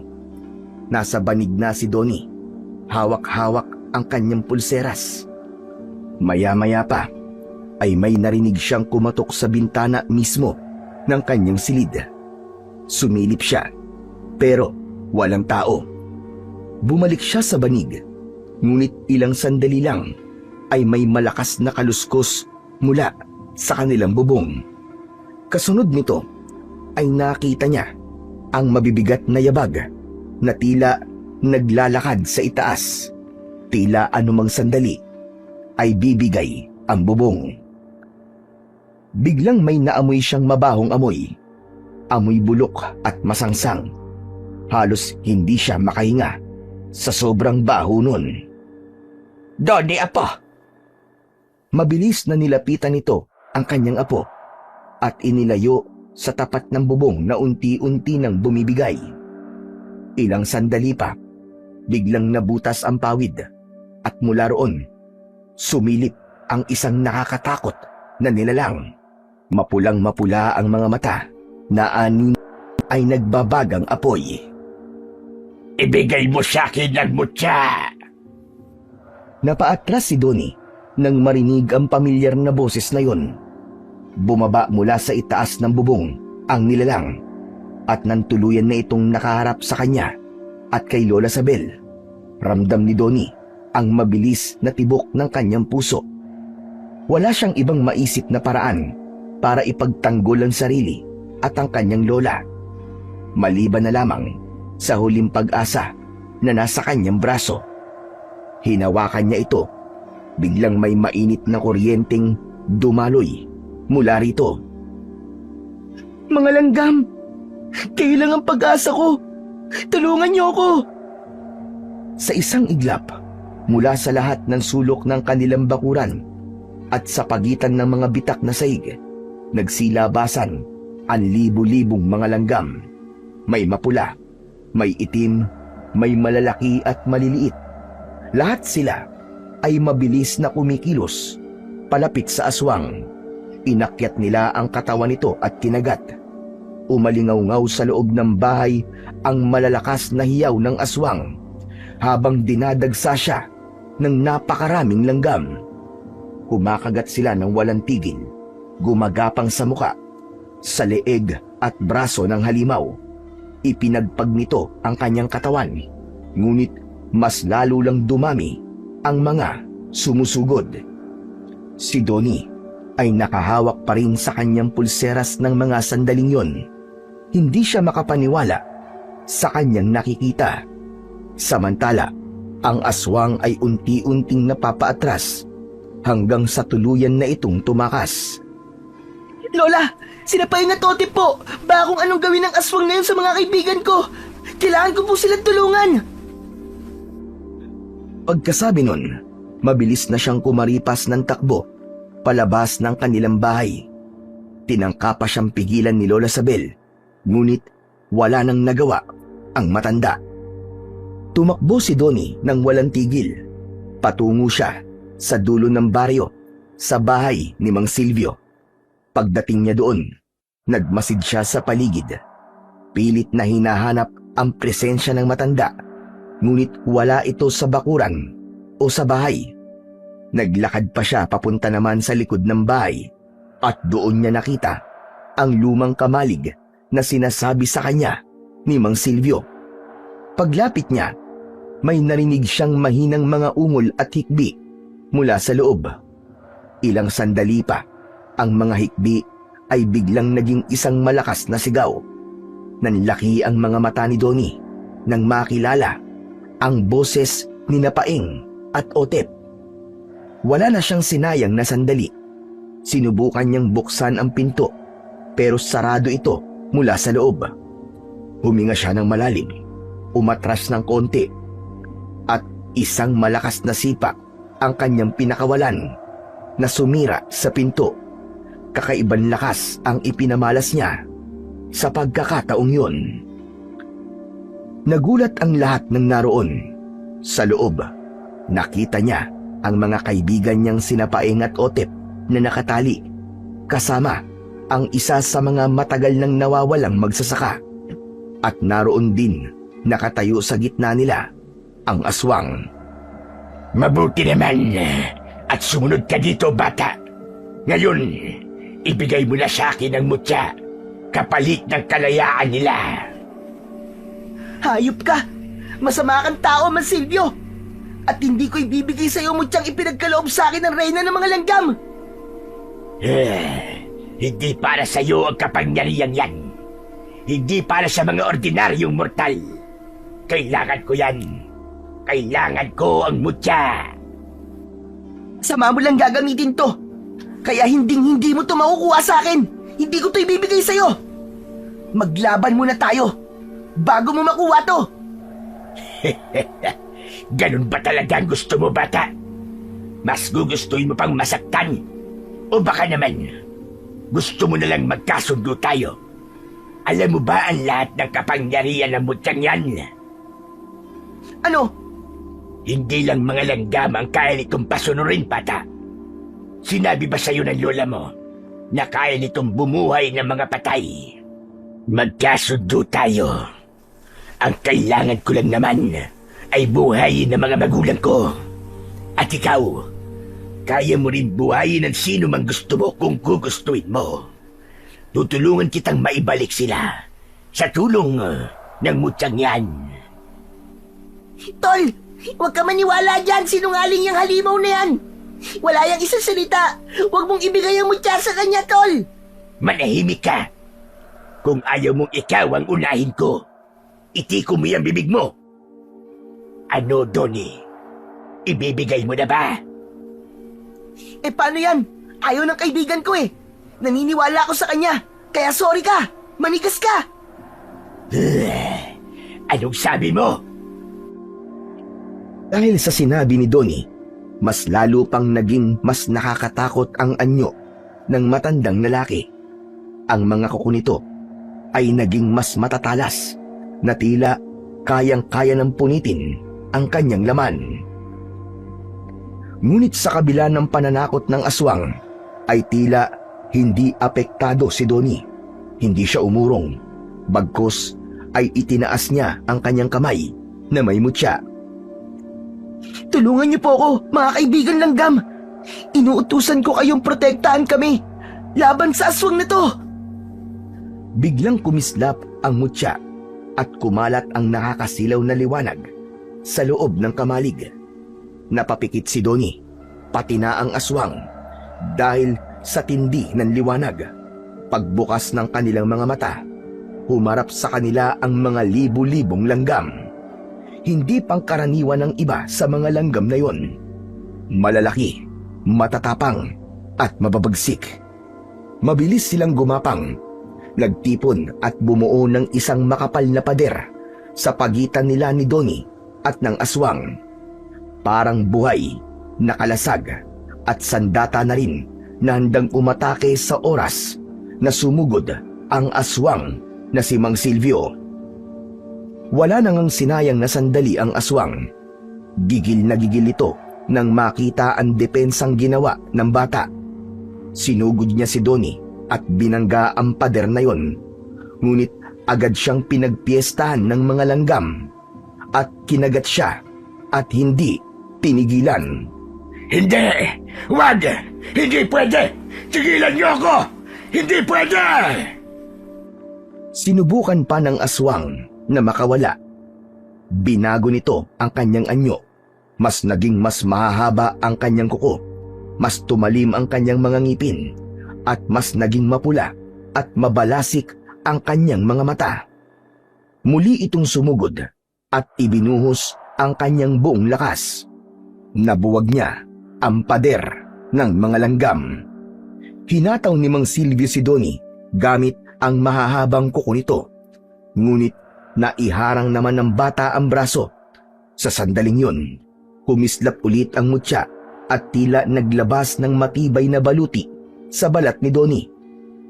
Manipis, ngunit matigas na tila yari sa malapot na laway na ginagamit ng mga insekto sa paggawa sa mga pugad nito. Sinuntok ni Donnie ang tiyan ng aswang. Napasigaw ito sa sakit, ngunit agad siyang bumawi.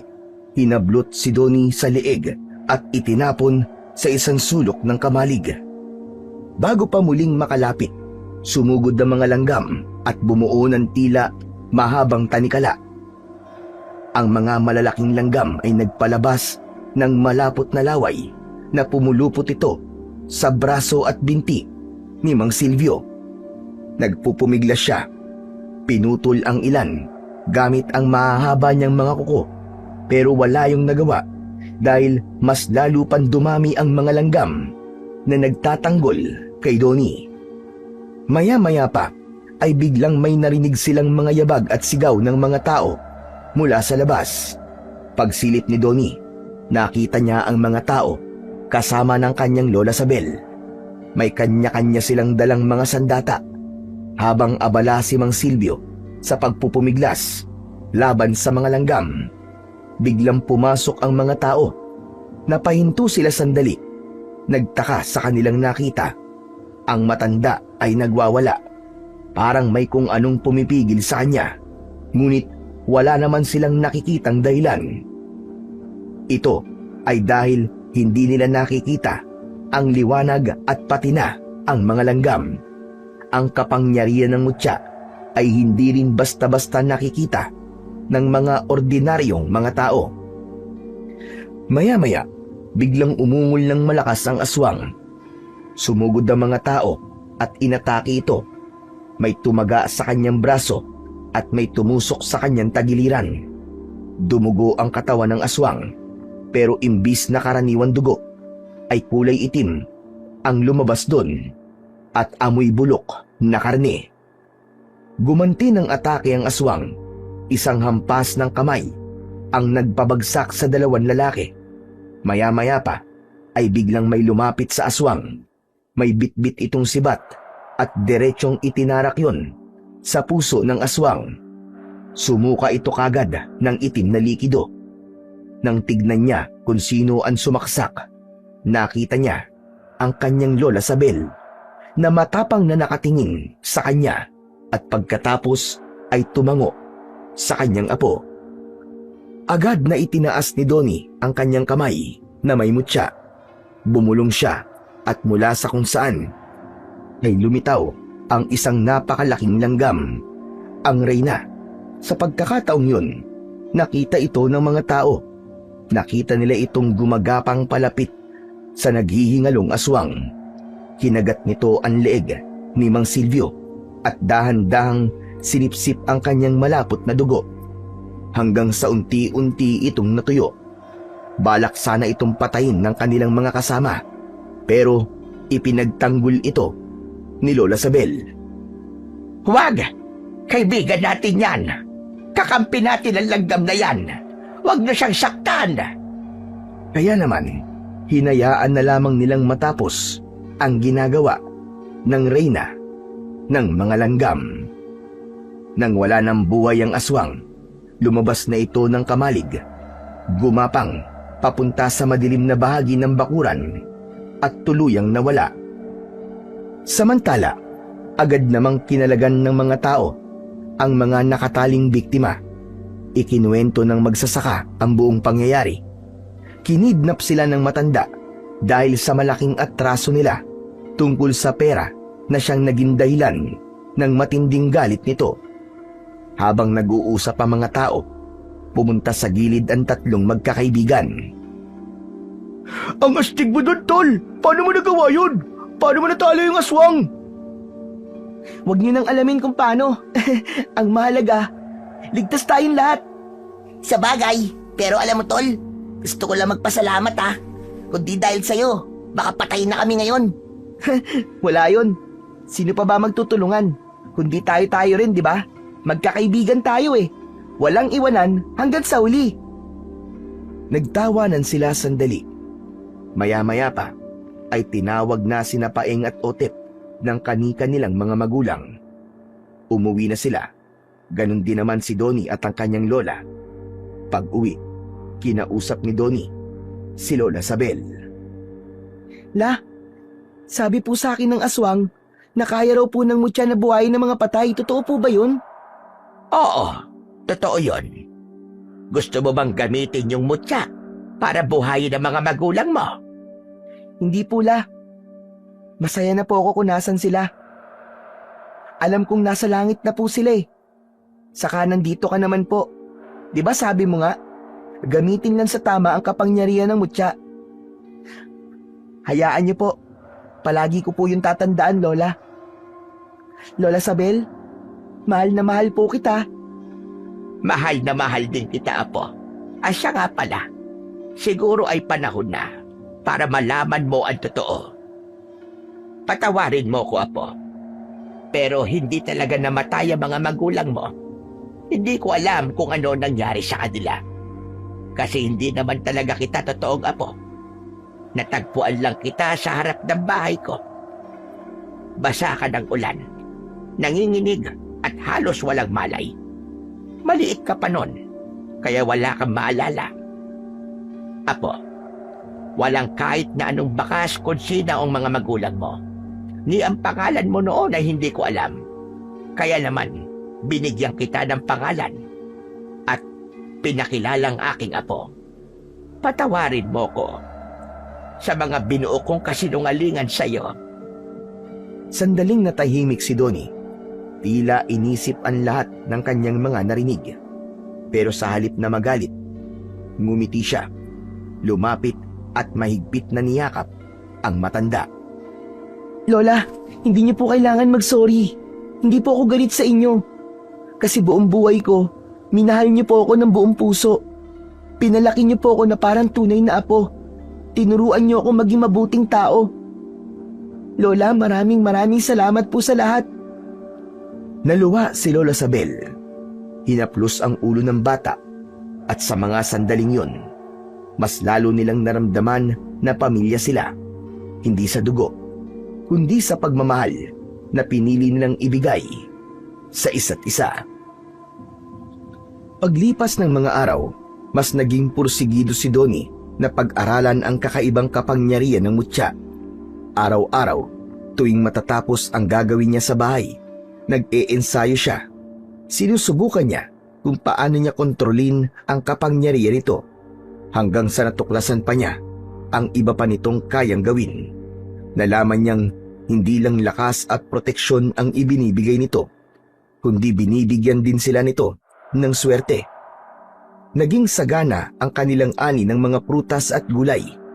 Nagkaroon sila ng pwesto sa palengke at mabilis na dumami ang kanilang mga suki.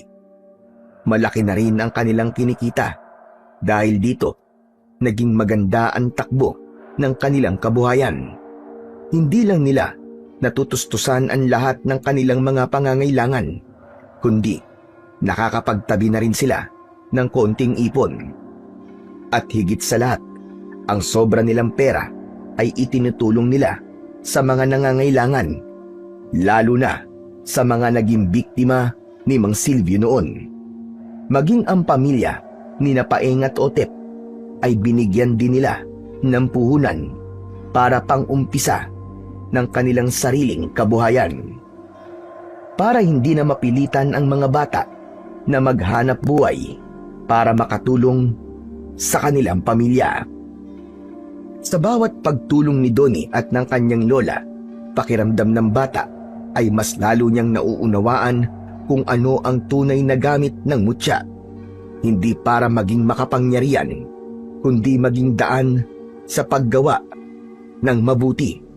At sa puso niya, nangako siyang gagamitin lamang niya ang mutya ng reyna ng mga langgam para sa kabutihan at sa pagtulong sa kapakanan ng mas nakararami.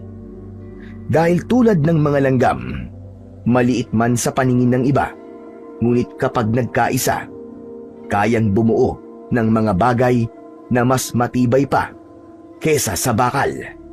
Naniniwala si Donnie na ang kabutihan, gaano man kaliit, ay kayang magdulot ng pagbabago na tatagal magpakailanman.